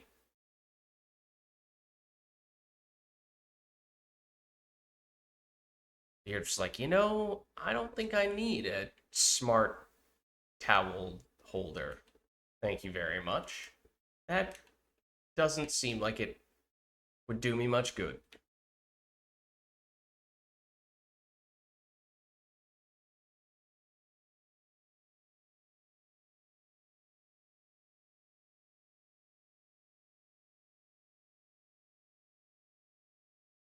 I'm realizing that I actually had a having this conversation, I realized that I actually had a college project in which I designed a smart object.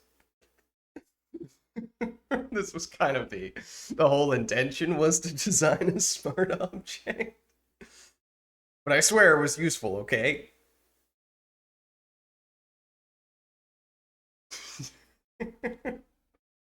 Oh no.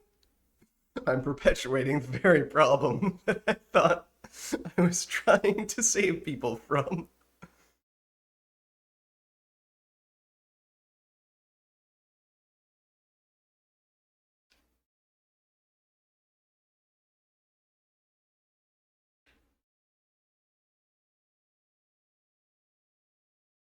What can I say? It's no surprise to me. I am my own worst enemy. I will not be singing. I will not be stating the next line.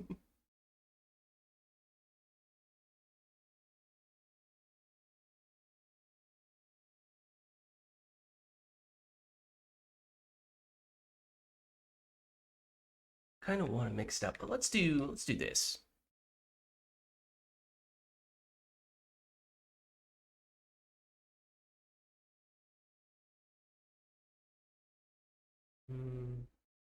Yeah. Oh, I did forget. Thank you for reminding me. Hold on. Be right back. Restart the game so that we fix sound bug.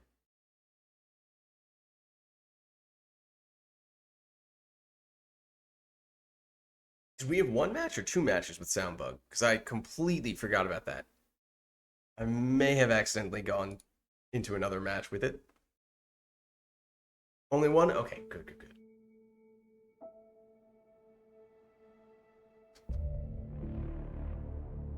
Sound is bad. Mostly, I feel like it was 1.5, wasn't it? I'm pretty sure it was on a different map that we started getting the sound bug. It might be a little too generous format with that assessment.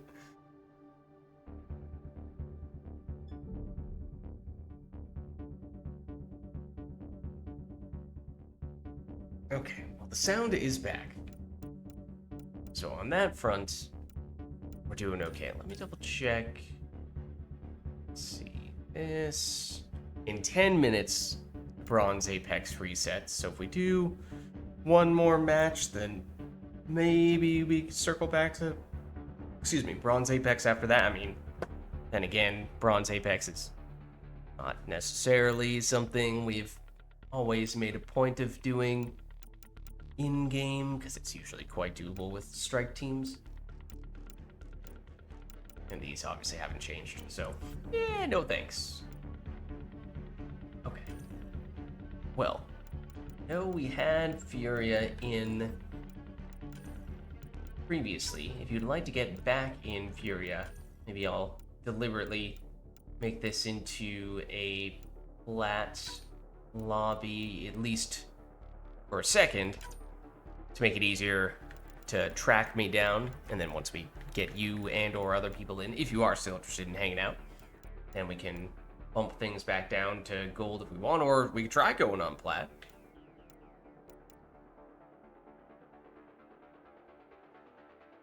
Okay, Furious back. Self-to-train your replacement team. Still haven't replaced any of my teams, but I think I was talking about this somewhat recently, so I won't bore you with the details, but yeah.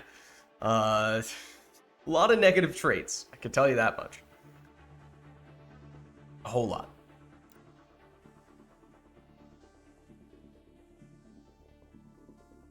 Alright, well, Furia is back. Furia, if you'd like to go on plat, we certainly can. But if you want to stick to gold, we could revert. Retire after single negative trait. Wow.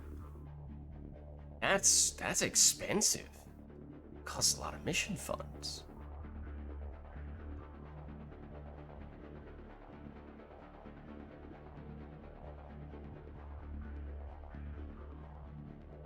Yeah, just I mean I get it. I was trying to be very particular about my teams at the beginning as well, and was very protective of them. Wouldn't take them on any missions that had relatively low, anything suboptimal for the chance of success.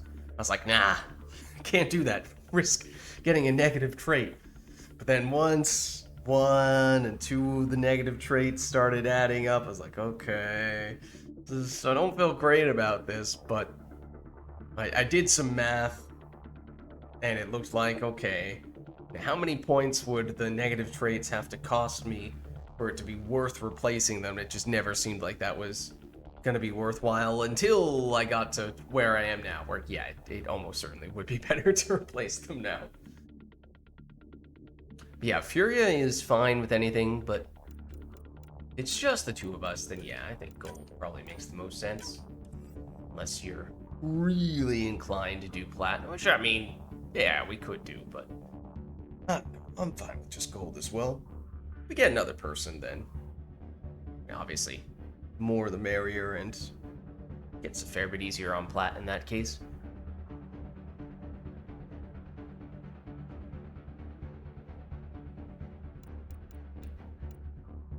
We could do it with just the two of us, but was thinking about taking this character, and if it were to be a plat duo, this is probably not who I would want to take.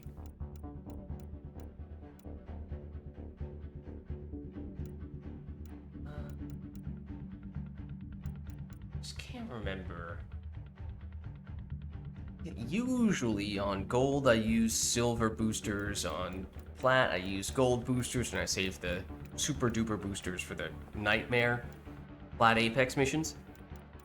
But I feel like there have been times where I've taken the silver combat power amp on this character into gold and left a little disappointed with the damage, where there have been some enemies that survive with just a little sliver of health, and that gets frustrating.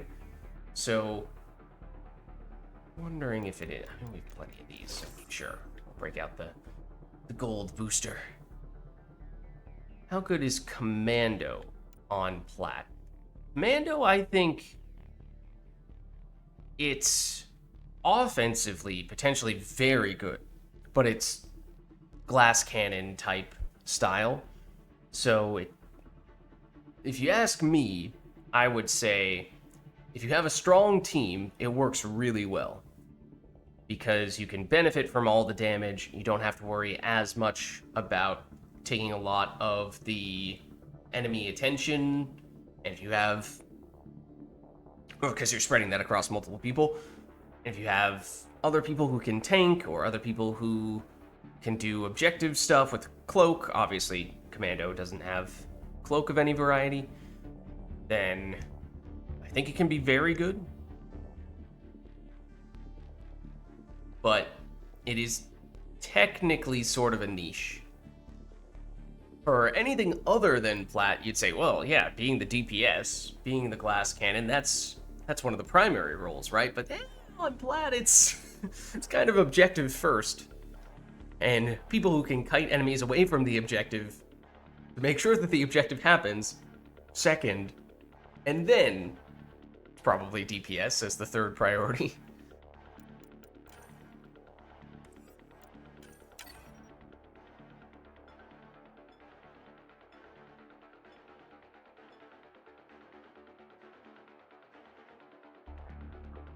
Oh no. It's a long story short. Long story short, Commando on Plat, potentially very good, but depends on how comfortable you are with her and how good your team is. What is not good is this map.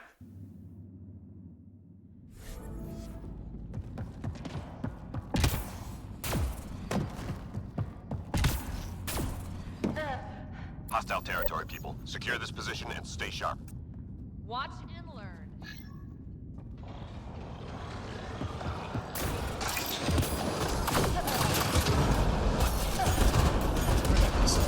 Lock my shield. Great opportunity.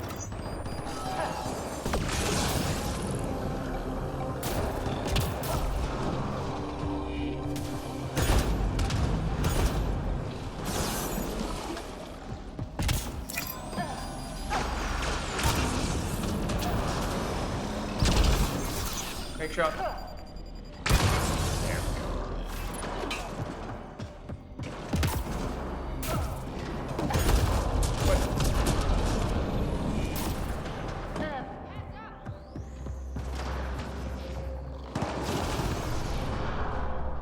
Maybe coming down here was not the right idea.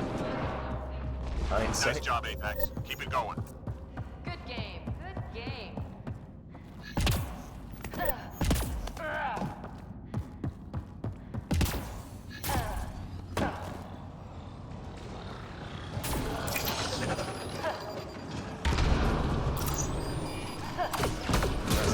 No. Lost shield.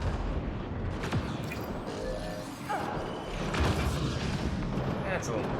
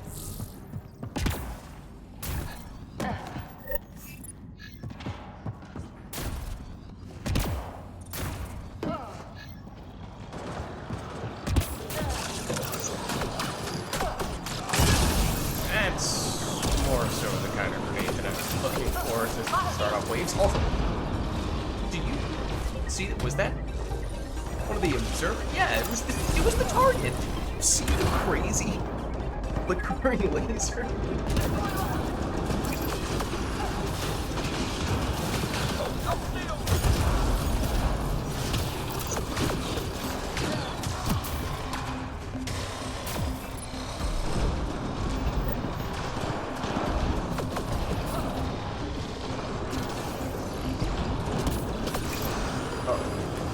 That's not what I had. I don't know if you saw that, but I was jumping and hovering like this. I was trying to do it mid-air in this area so that I could get a good angle on that progenitor. Because if I did it right in front of this thing, So I just threw and was cooking a grenade when I had a platform right in front of me. I was like, yeah, this is gonna bounce right off this thing and blow up right next to me, isn't it? The speed progenitor for you, as I was saying before, I do think it is faster than players in most situations. If in fact it is actually running. Running. It doesn't always do, but when it wants to move fast, it can move. There.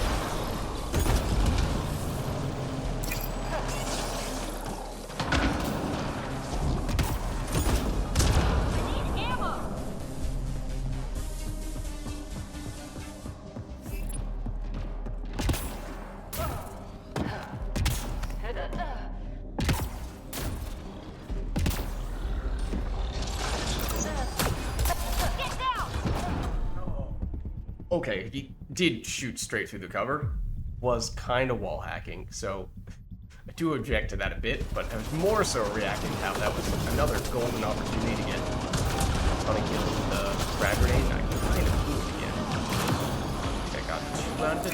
Really should.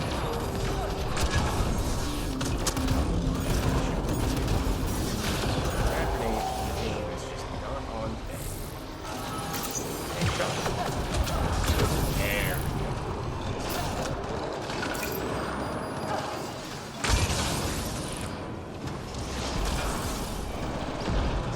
I didn't see who was hacking. He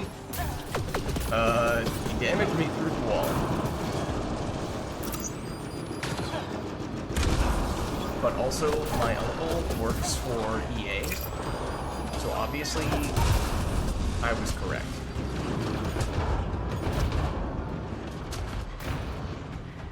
And he's gonna ban me. Okay. I really didn't think I cooked that for that long. I did not hold that for... Oh, technically it was the observer that killed me, but still.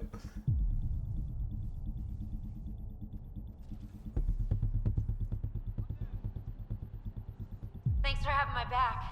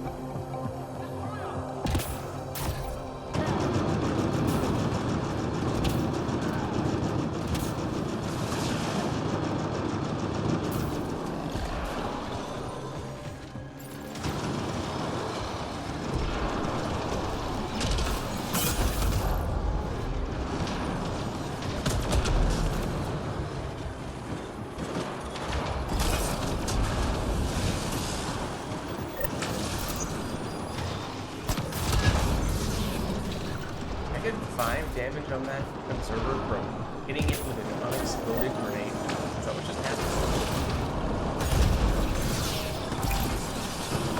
bounced off the observer like that. It died before the grenade went off. It was just the bouncing effect.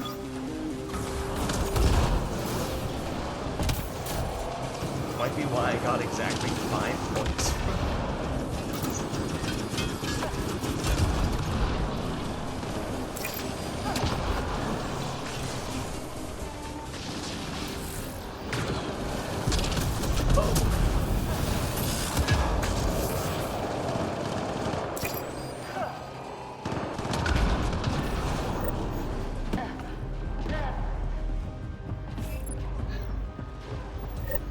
Oh, I also have the big self-crit boat. Not even realize.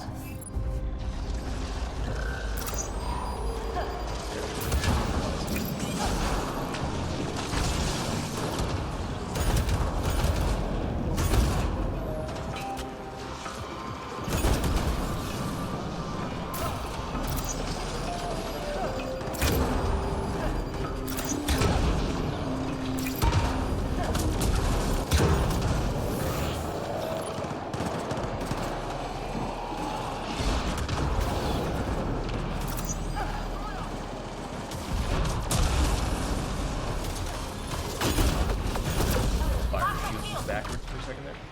Take a shot.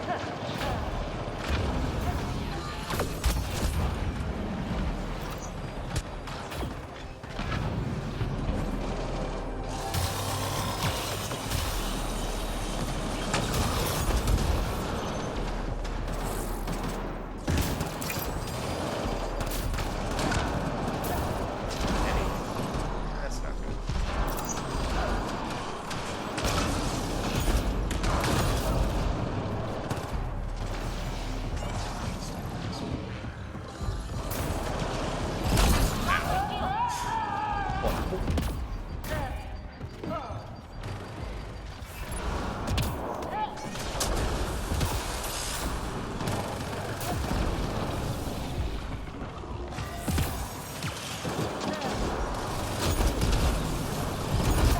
Lost shield.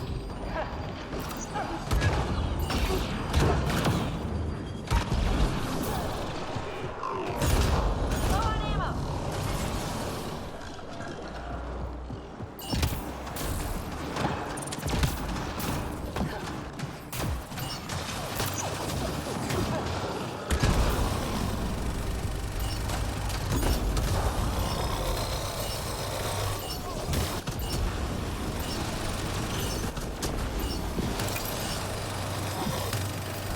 Lost shield.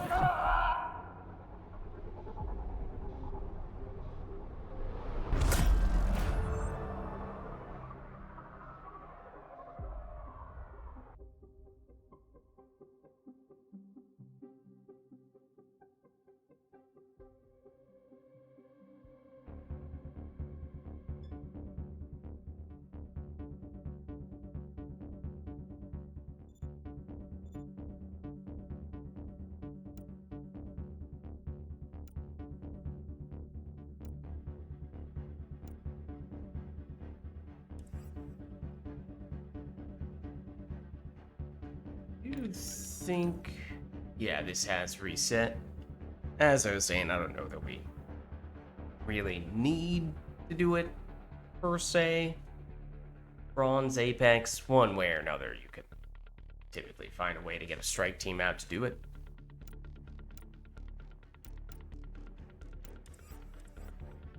Probably better to just continue doing golds, or we could try bumping it up to plat now that we have a full group here. No, I haven't done it yet, format. Although, I mean, honestly, like, the loading screens at the end of the match, probably enough time there for me to do it. Just leave it on the score screen for a little bit longer while I quickly run back with the water. I mean, you guys probably wouldn't notice then, right? We give this another shot on this character. It did feel like Yes, it was maybe partially the map, but I also just did not play very well at all in that match. Maybe we can do a little bit better this time.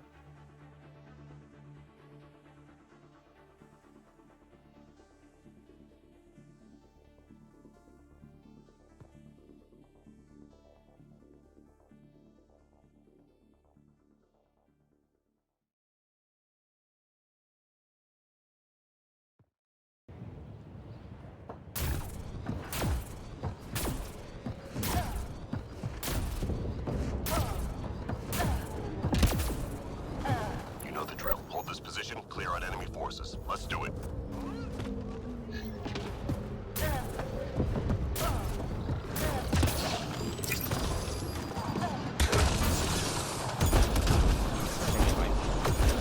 Suspected this in the previous match. I really felt like that first frag grenade that I threw for this match just then. New internet post move.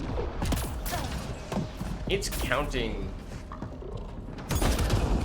my grenade cooking differently. It's the grenades are cooking more quickly than I'm used to. Just 3 hostiles Or at remaining. least on that one Nice occasion job, they Apex. certainly did. Keep it going. It felt like that might have been the case at least a little bit in the previous match. It might legitimately your be way. something that I just need to completely readjust to.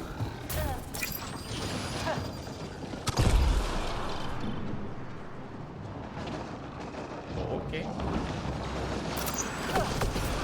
Oh, that was not intentional. Oops. That was not the idea I was going for. Hold one overload. Just glanced down at the kill feed and saw everything die to an overload.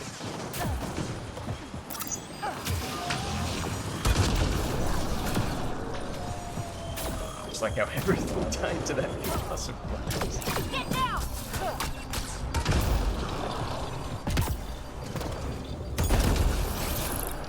This physics defying creature, that's okay, that's the norm.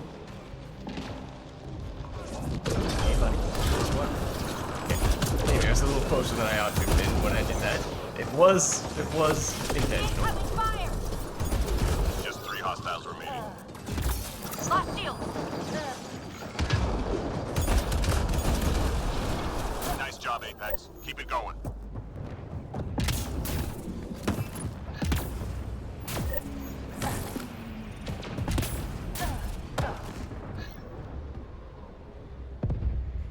Find artifacts and return to the drop point. Marking first location on your HUD.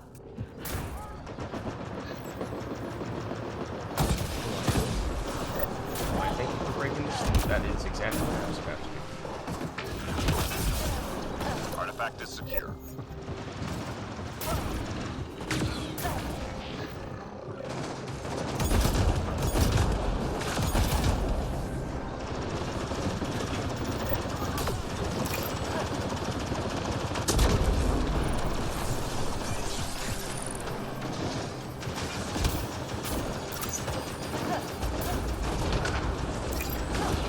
Run while you can! Got the drop.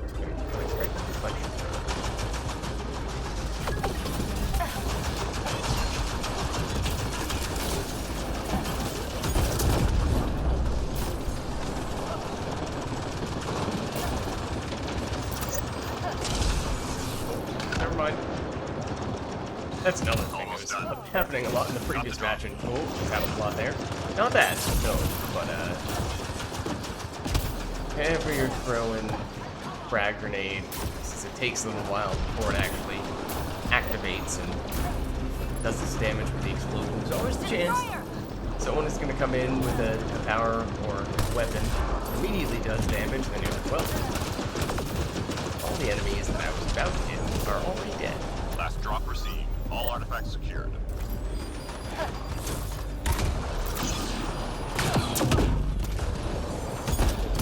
Oh, so this was the map that I was referring to previously, where I was doing earlier this week, flat apex, functionally on my own. So there's a destroy, and it was against Remnant, or well, the last enemy was Remnant. Platinum's a combination of everything. But I was Just 3 hostiles remaining. was here. That hurt them. Be ready. What's exact? Enemies headed your way. What's exact? So one of these elevated areas.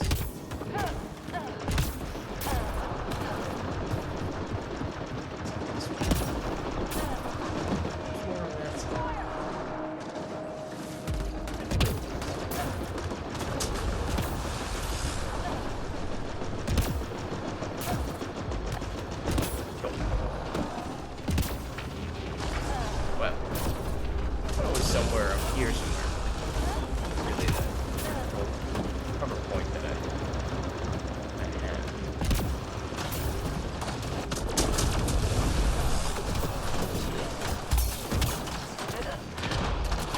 Shield down. Ow. It might have been all the way up there, which is a little hard to stay up there right now because all these assemblers are going to kill me. But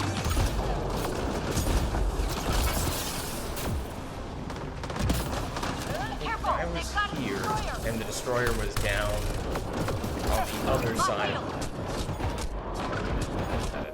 I'm reading a flat line. Where this guy is right now, sort of is where the destroyer was. So I was using this big building in the middle to obstruct its view, and for whatever reason, it just decided it didn't want to bother to run around and flank me. So I was able to stay up there for an hour. 3 left. Go get them. Was it?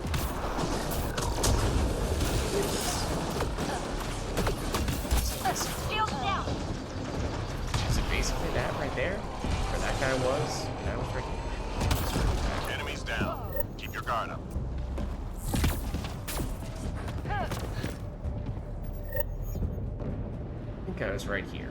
Hostiles en route. And then the enemy one destroyer was like on the opposite side of this building Destroyer! here. On ground level, right there. Not quite where those destroyers were.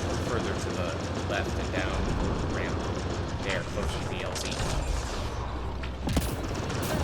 So if ever you find yourself in that situation, you're in a flat machine. Doesn't start off as a solo, but it turns into a solo, and you're like, this is not what I signed up for. I do not want to do this. Obviously, you can do the same thing, which is probably leave the mission. And then try to regroup and start again. If you're like me and you say, no, I've already made it through however many waves and can't give up now. Maybe that's Lost shield. finding a spot like 3 that. more to go.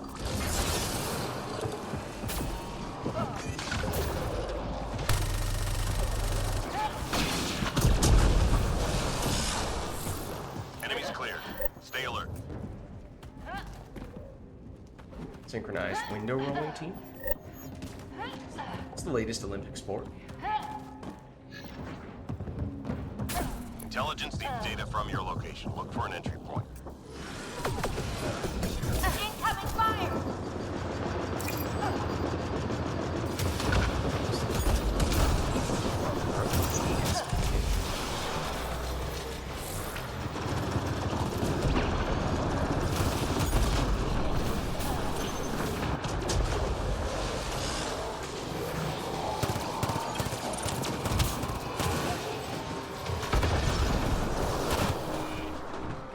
Quite sure what that was all about. You describe something as the same way. Immediately start paying more attention to hear the inevitable alternative. Oh, the same way.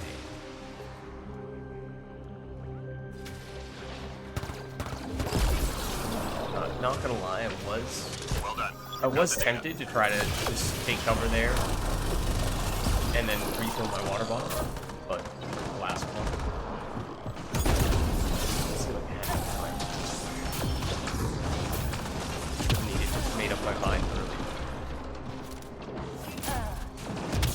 like I've timed myself to see exactly how much time it would take.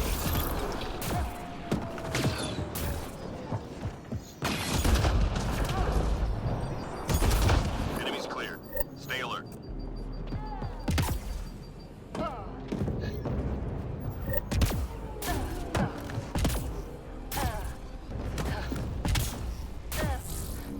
Shuttle incoming. Get to the extraction zone.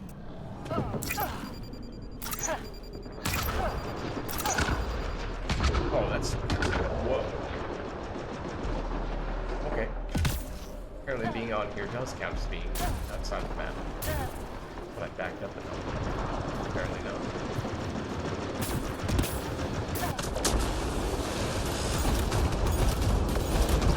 Teammate injured. Get down!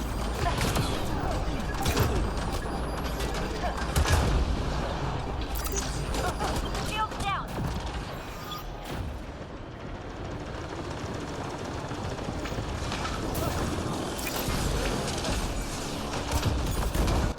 I'm reading a flat line.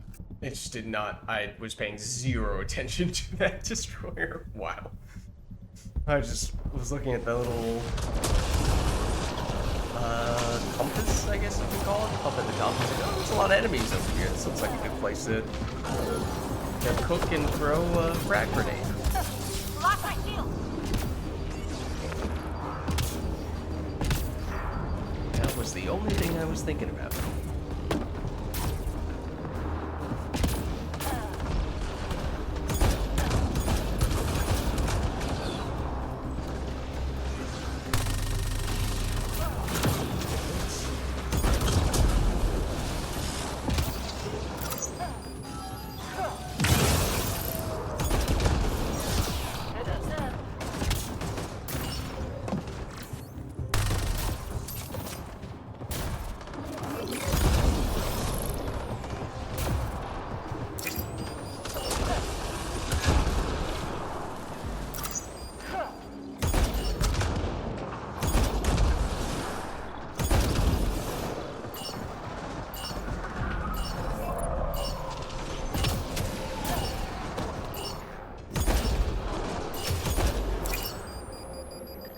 Mission complete. Full teams Shields clear. down! Good work.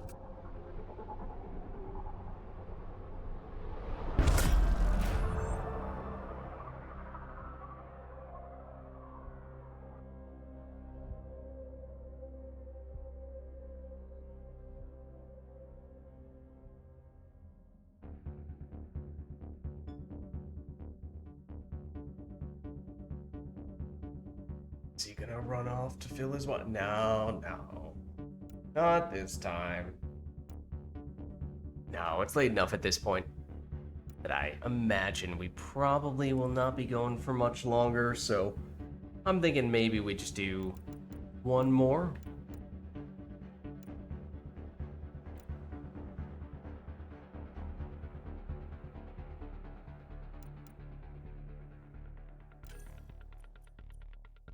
And Furia may or may not be calling it a night by the looks of things.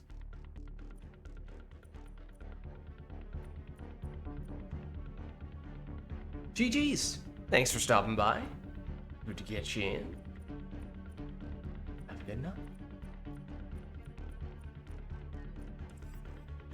Means now there's only 3 of us at the moment. There is room if anyone would like to hop in to claim the last spot. Right now it's just a random gold lobby, which is probably not the easiest thing to pinpoint with a search, but then again, I don't know that there are that many other people online at this point in time. I'm looking for one other character to play, but we have rotated around a bit, at least between many of the characters that we tend to use. Haven't done any Huntress yet tonight, so I guess that's still maybe the most obvious go-to character that we've yet to use, but I mean, she's in a way sort of like a plat specialist. Oh, actually, you know what we could do? If we want to finish things off on a different note, could take Turian Soldier, And I was circling back to... Oh, not this. Not the prestige dailies. I have finished all of these, whatever you want to call them, challenge bundles, for lack of a better way of phrasing it. Categories.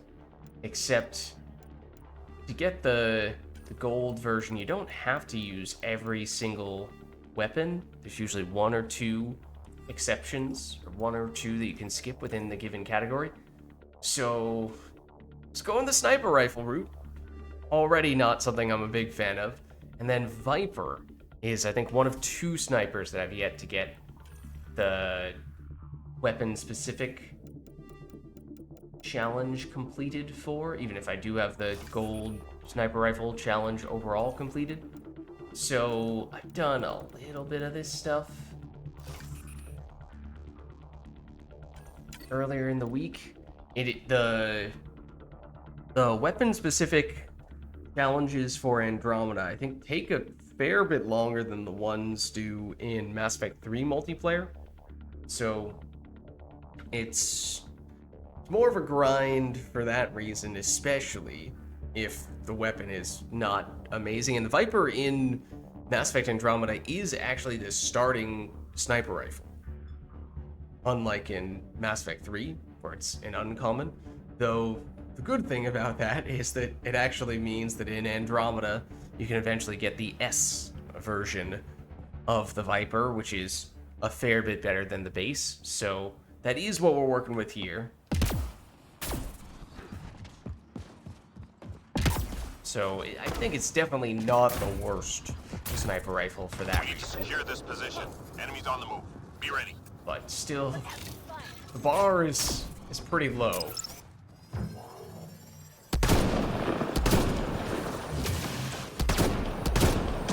And you get to see Lid's amazing sniping on a controller at midnight. I'm sure you'll be very impressed.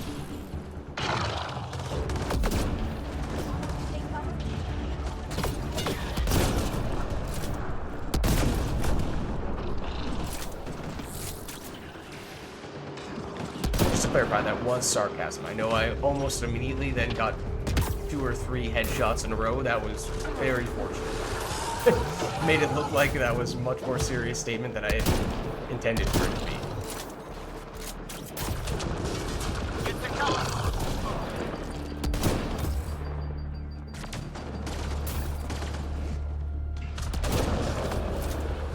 Don't worry. Then I got a few more of our regularly scheduled whips and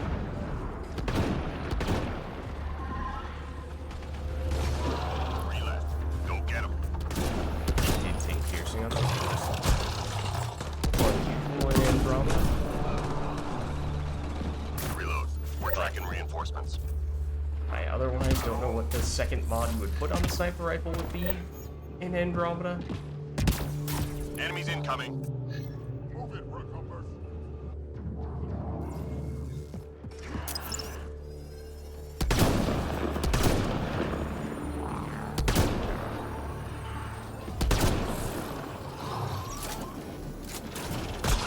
Come on. Teammate injured.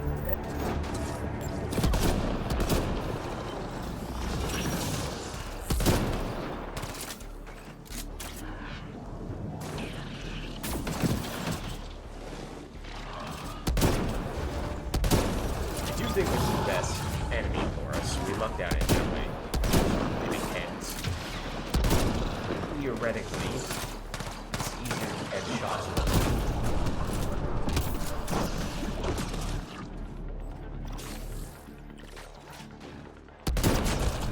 Potentially even through the cover, which, as I said, is because we have the piercing going up.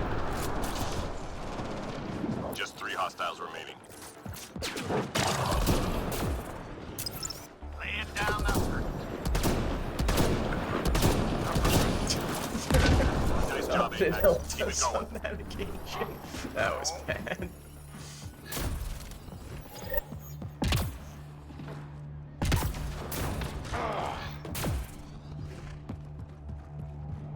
Objects of interest detected in the mission area. Find and return to drop point.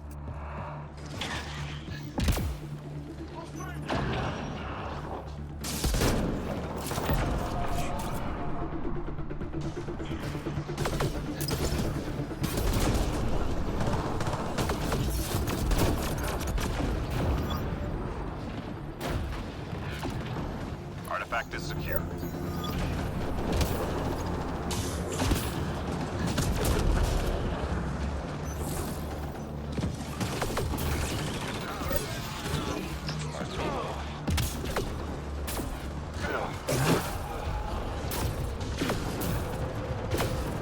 Artifact recovered.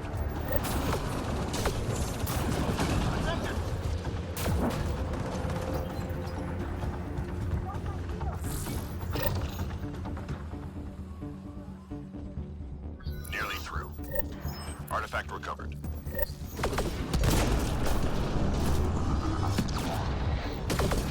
Get down!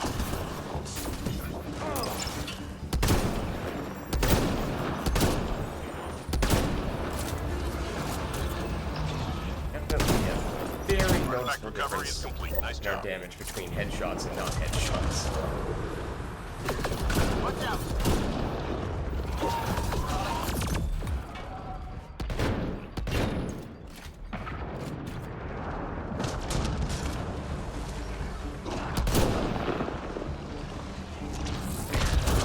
Three more to go.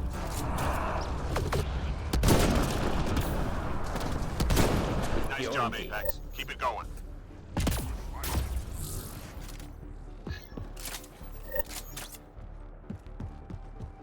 Enemies incoming.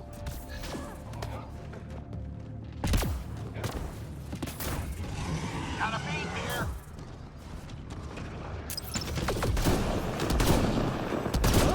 That's actually what we got.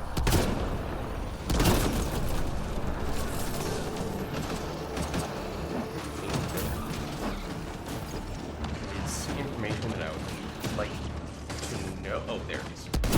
No, no.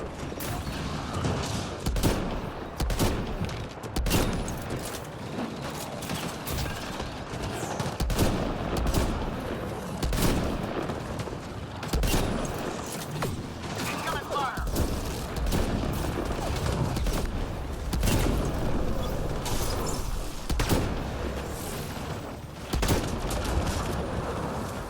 Three more to go. Incoming! Oh, okay. That statement was about to be, I don't think I have that much piercing. And then it worked. So I was very surprised. All enemies clear. Keep it up.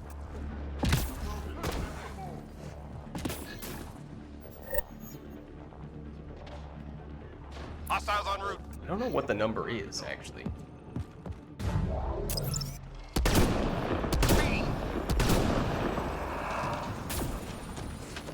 Might actually be slightly more than a hundred.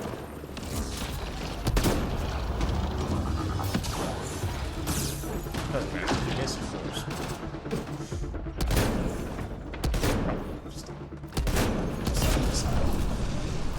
It's illegal in Helios cluster. Much to King Julian's dismay.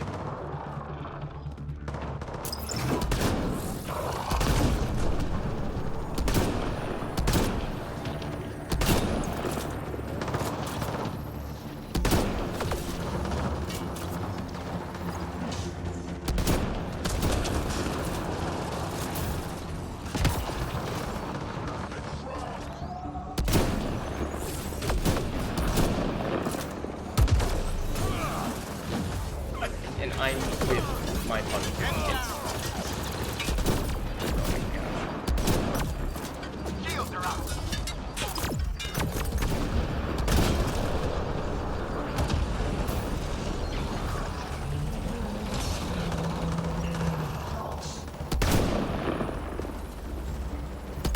Pierce through their Just 3 hostiles remaining. down. Try. To be honest with you. Enemies cleared. Stay alert. If I did, it was by a small enough amount that I didn't really notice.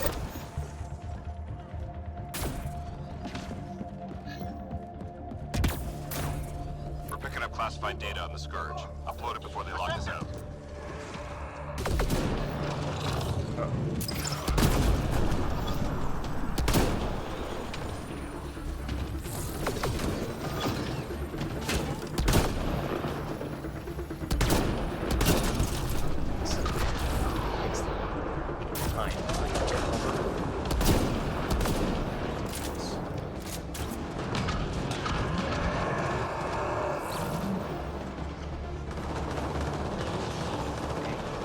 Fragment uploaded.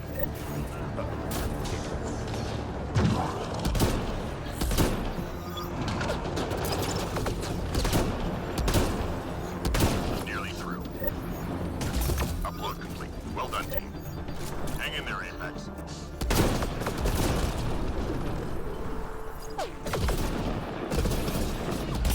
Shield down.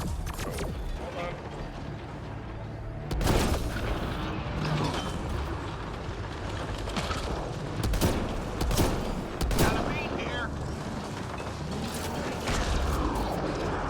3 more to go. Oh, got a port. If we could do damage to the shield, then it was low enough that kill. All clear for now. Don't think it does. I mean, that would be crazy strong if it did, so I was pretty skeptical. Shuttle incoming. Get to the extraction zone.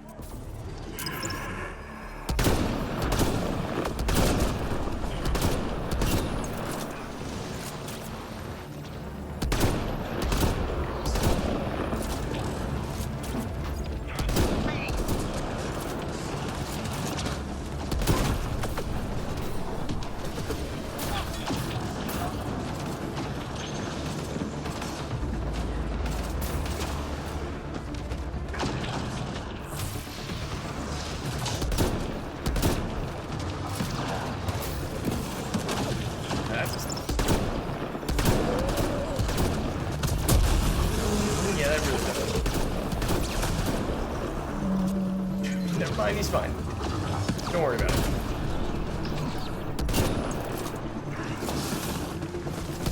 There,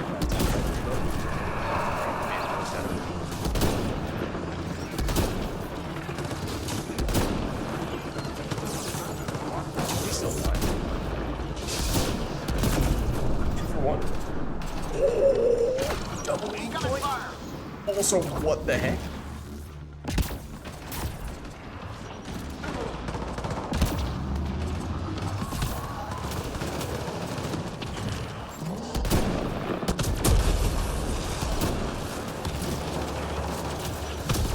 It's just standing there. That's just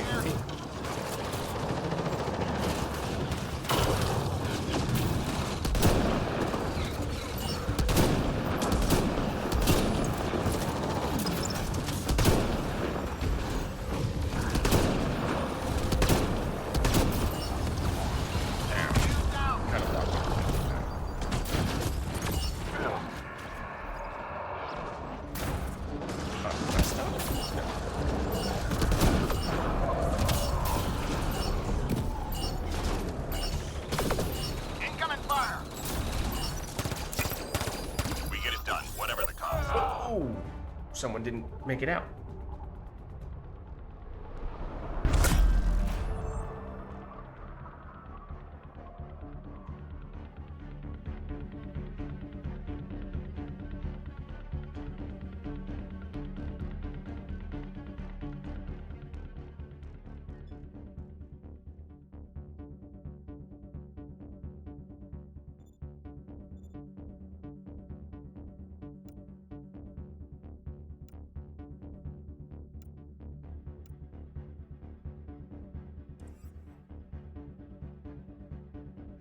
You know what? Maybe we can do one more.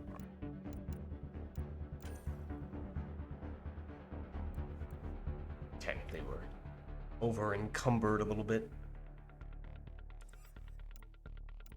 We'll be all right. And On this occasion, as I think I did for the previous one, since we so rarely use sniper rifles, feels like we could probably get away with using some of the higher level ones. The targeting VIs are legitimately very helpful though. Less inclined to use one of those, although maybe we can still get away with it on a slightly lower tier. And that's probably one of the reasons why, if I did end up taking that in the previous match as well, we, as I was saying, saw a pretty big difference between headshot and non-headshot damage. Obviously, that's already the case to a certain extent. Take that booster, and it's even more so the case. I don't know if... Yeah. Does the Viper have a higher headshot multiplier than standard weapons tend to have? I doubt it, but maybe. You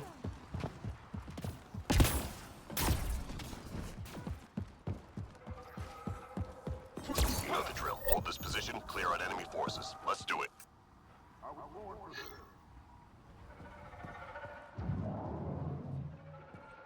Scat again? Yeah. Say I thought I heard one of these guys.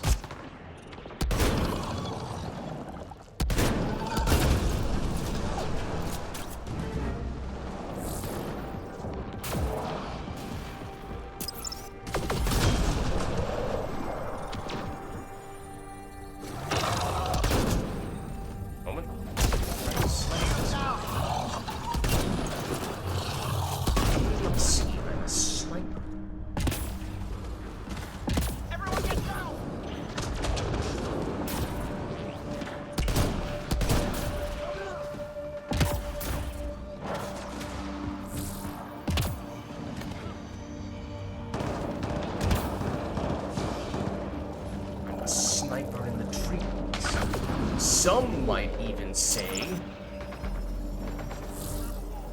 a sniper monkey. Just 3 hostiles remaining. Just one left. Nice job, Apex. Keep it going.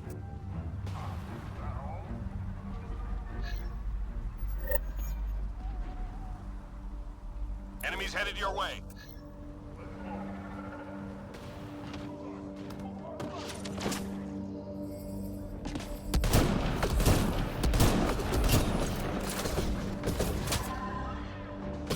In case this was not immediately apparent, it's generally not a great idea. Heads down.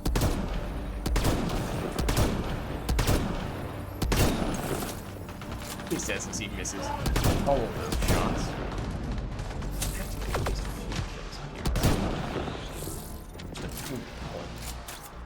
Not that this is a bad spot. That goes without saying. I said it, but it goes without saying. Sniper. That's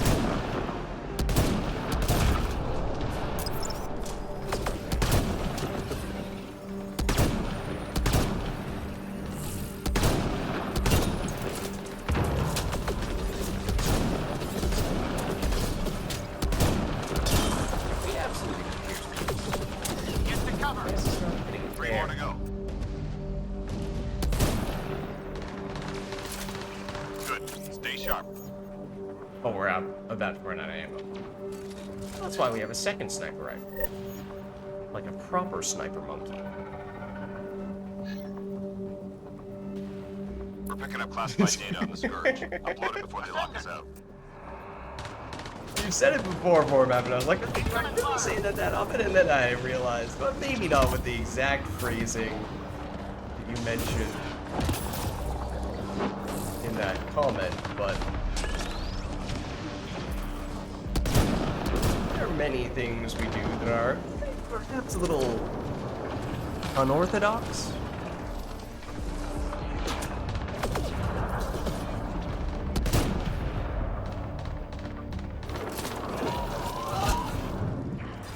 Some might say. Right, at been least up you. That's Oasis. Nearly through. Data received. That's a wrap. Ask the lads Hang in from there, Manchester. Squad member down. But don't look back at A.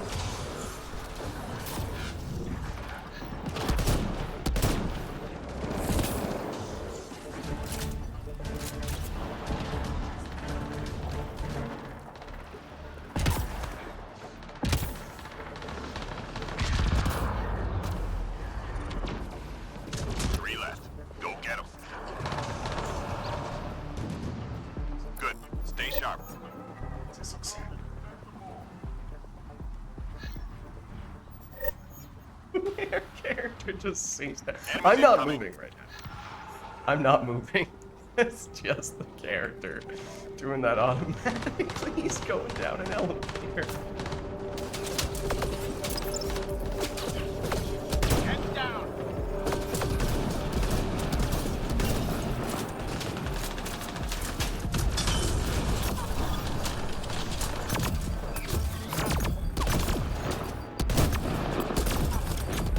No.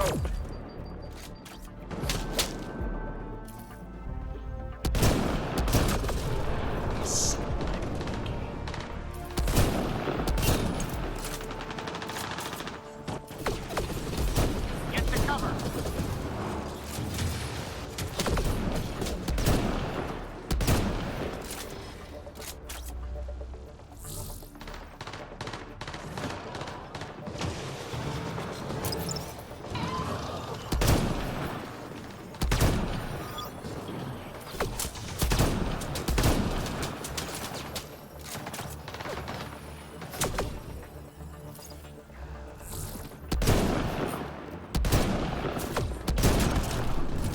Three left. Go get them.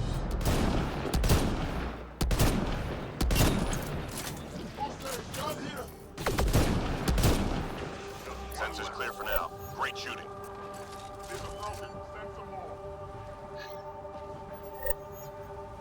Every time the sink down. Enemies headed your way. Like he goes up when we face this direction. He sinks down in this direction.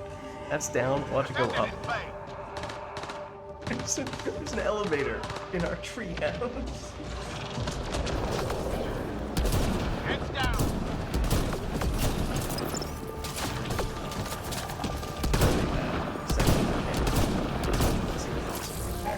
Oh, well, it can't be this time. Lost my shield.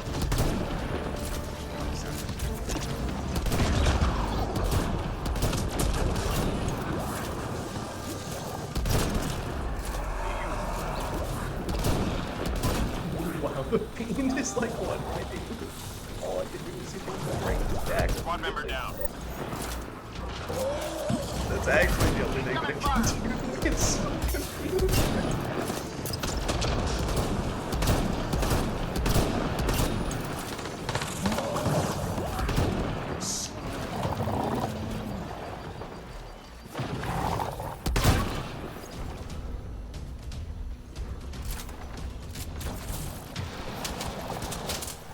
Heads up. Three more to go. That hurt them. Not gonna lie, ready. this. Once we committed to the bit, it actually started working better than I ever thought it would. That gets me every time. Enemies triangulating our nearest outpost. Find their sensor arrays and get them broken. Yeah. One problem gone. We really do have an elevator in our treehouse at this point. Unfortunately, there are no devices to be accessible from the treehouse. Well, wait. Surely they can't be moving from there, right? Surely they are not that precise.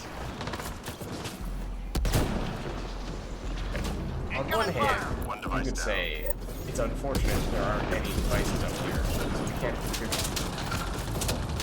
On the other hand, you could say it's a very good thing that there aren't any devices up here, because if you had to go up here to contribute to them, Squad member down. that would be a problem. Heads down.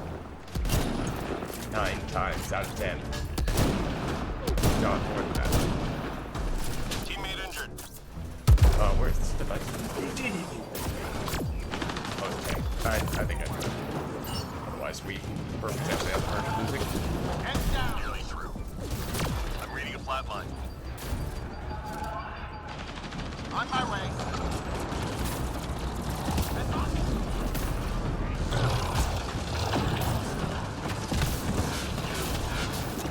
See if that's what it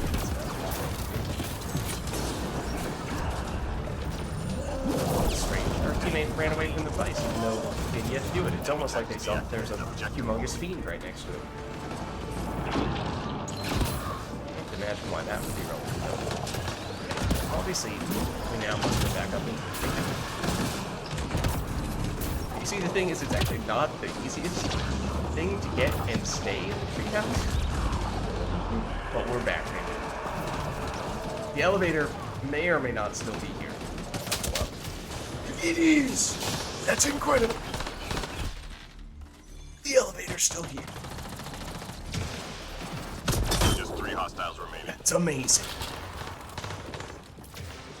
Last one. Good. Stay sharp. Oh, for a second. I thought we actually did have enough piercing on that last shot.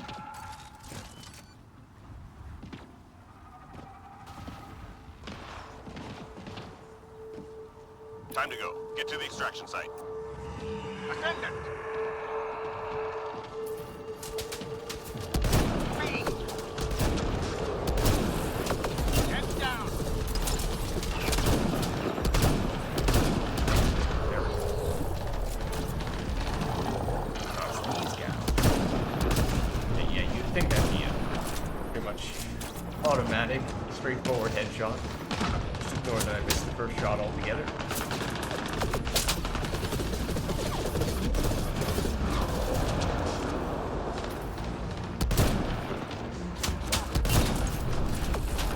Head down.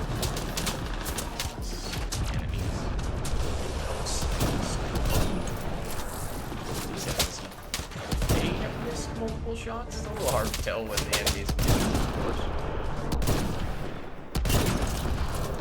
There we go.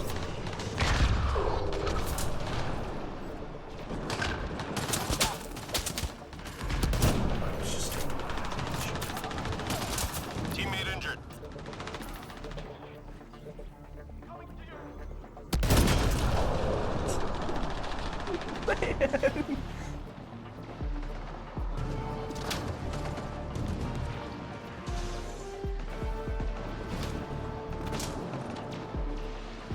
Okay, so now the question we have to be asking ourselves is, do we stay in the treehouse indefinitely, or do we actually extract?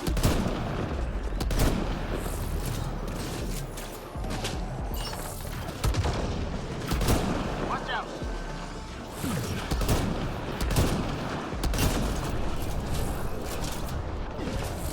If we do extract, then obviously we're going to have to leave just about now.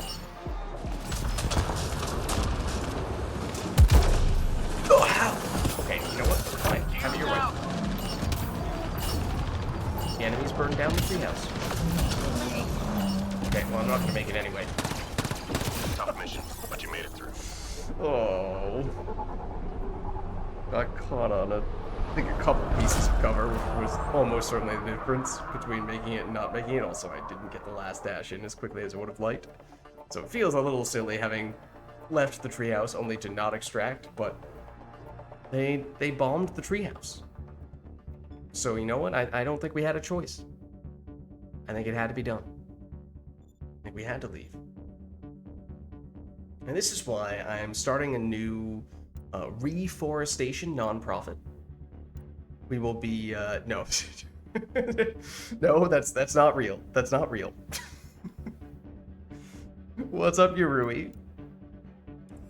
We are. I think we're just wrapping up, but we just.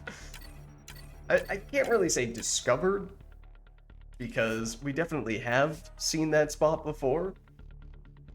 The treehouse on that map, but never thought that it could be as effective as it was on that occasion. So it was a pleasant surprise, that is, until we were indecisive about whether we wanted to extract or stay in the treehouse, which ultimately led to us neither extracting nor staying in the treehouse.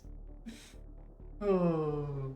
Well, I do think that one's going to be our last match of the night, but we did get some credits, so we can cash in some of that stuff here.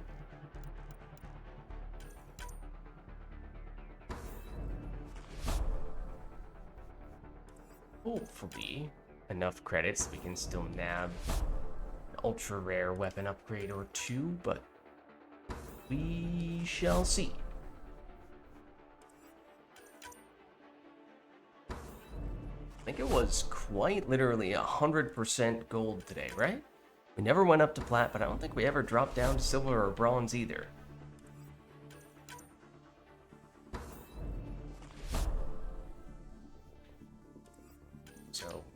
consistent, decent credits, although obviously a pretty big credit jump once you do get up to plat.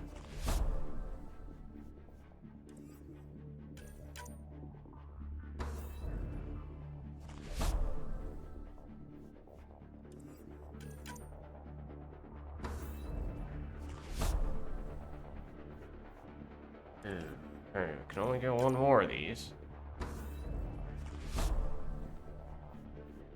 And not so great. See, exploring the map still takes priority over extracting, so nothing changes from ME3 to Andromeda.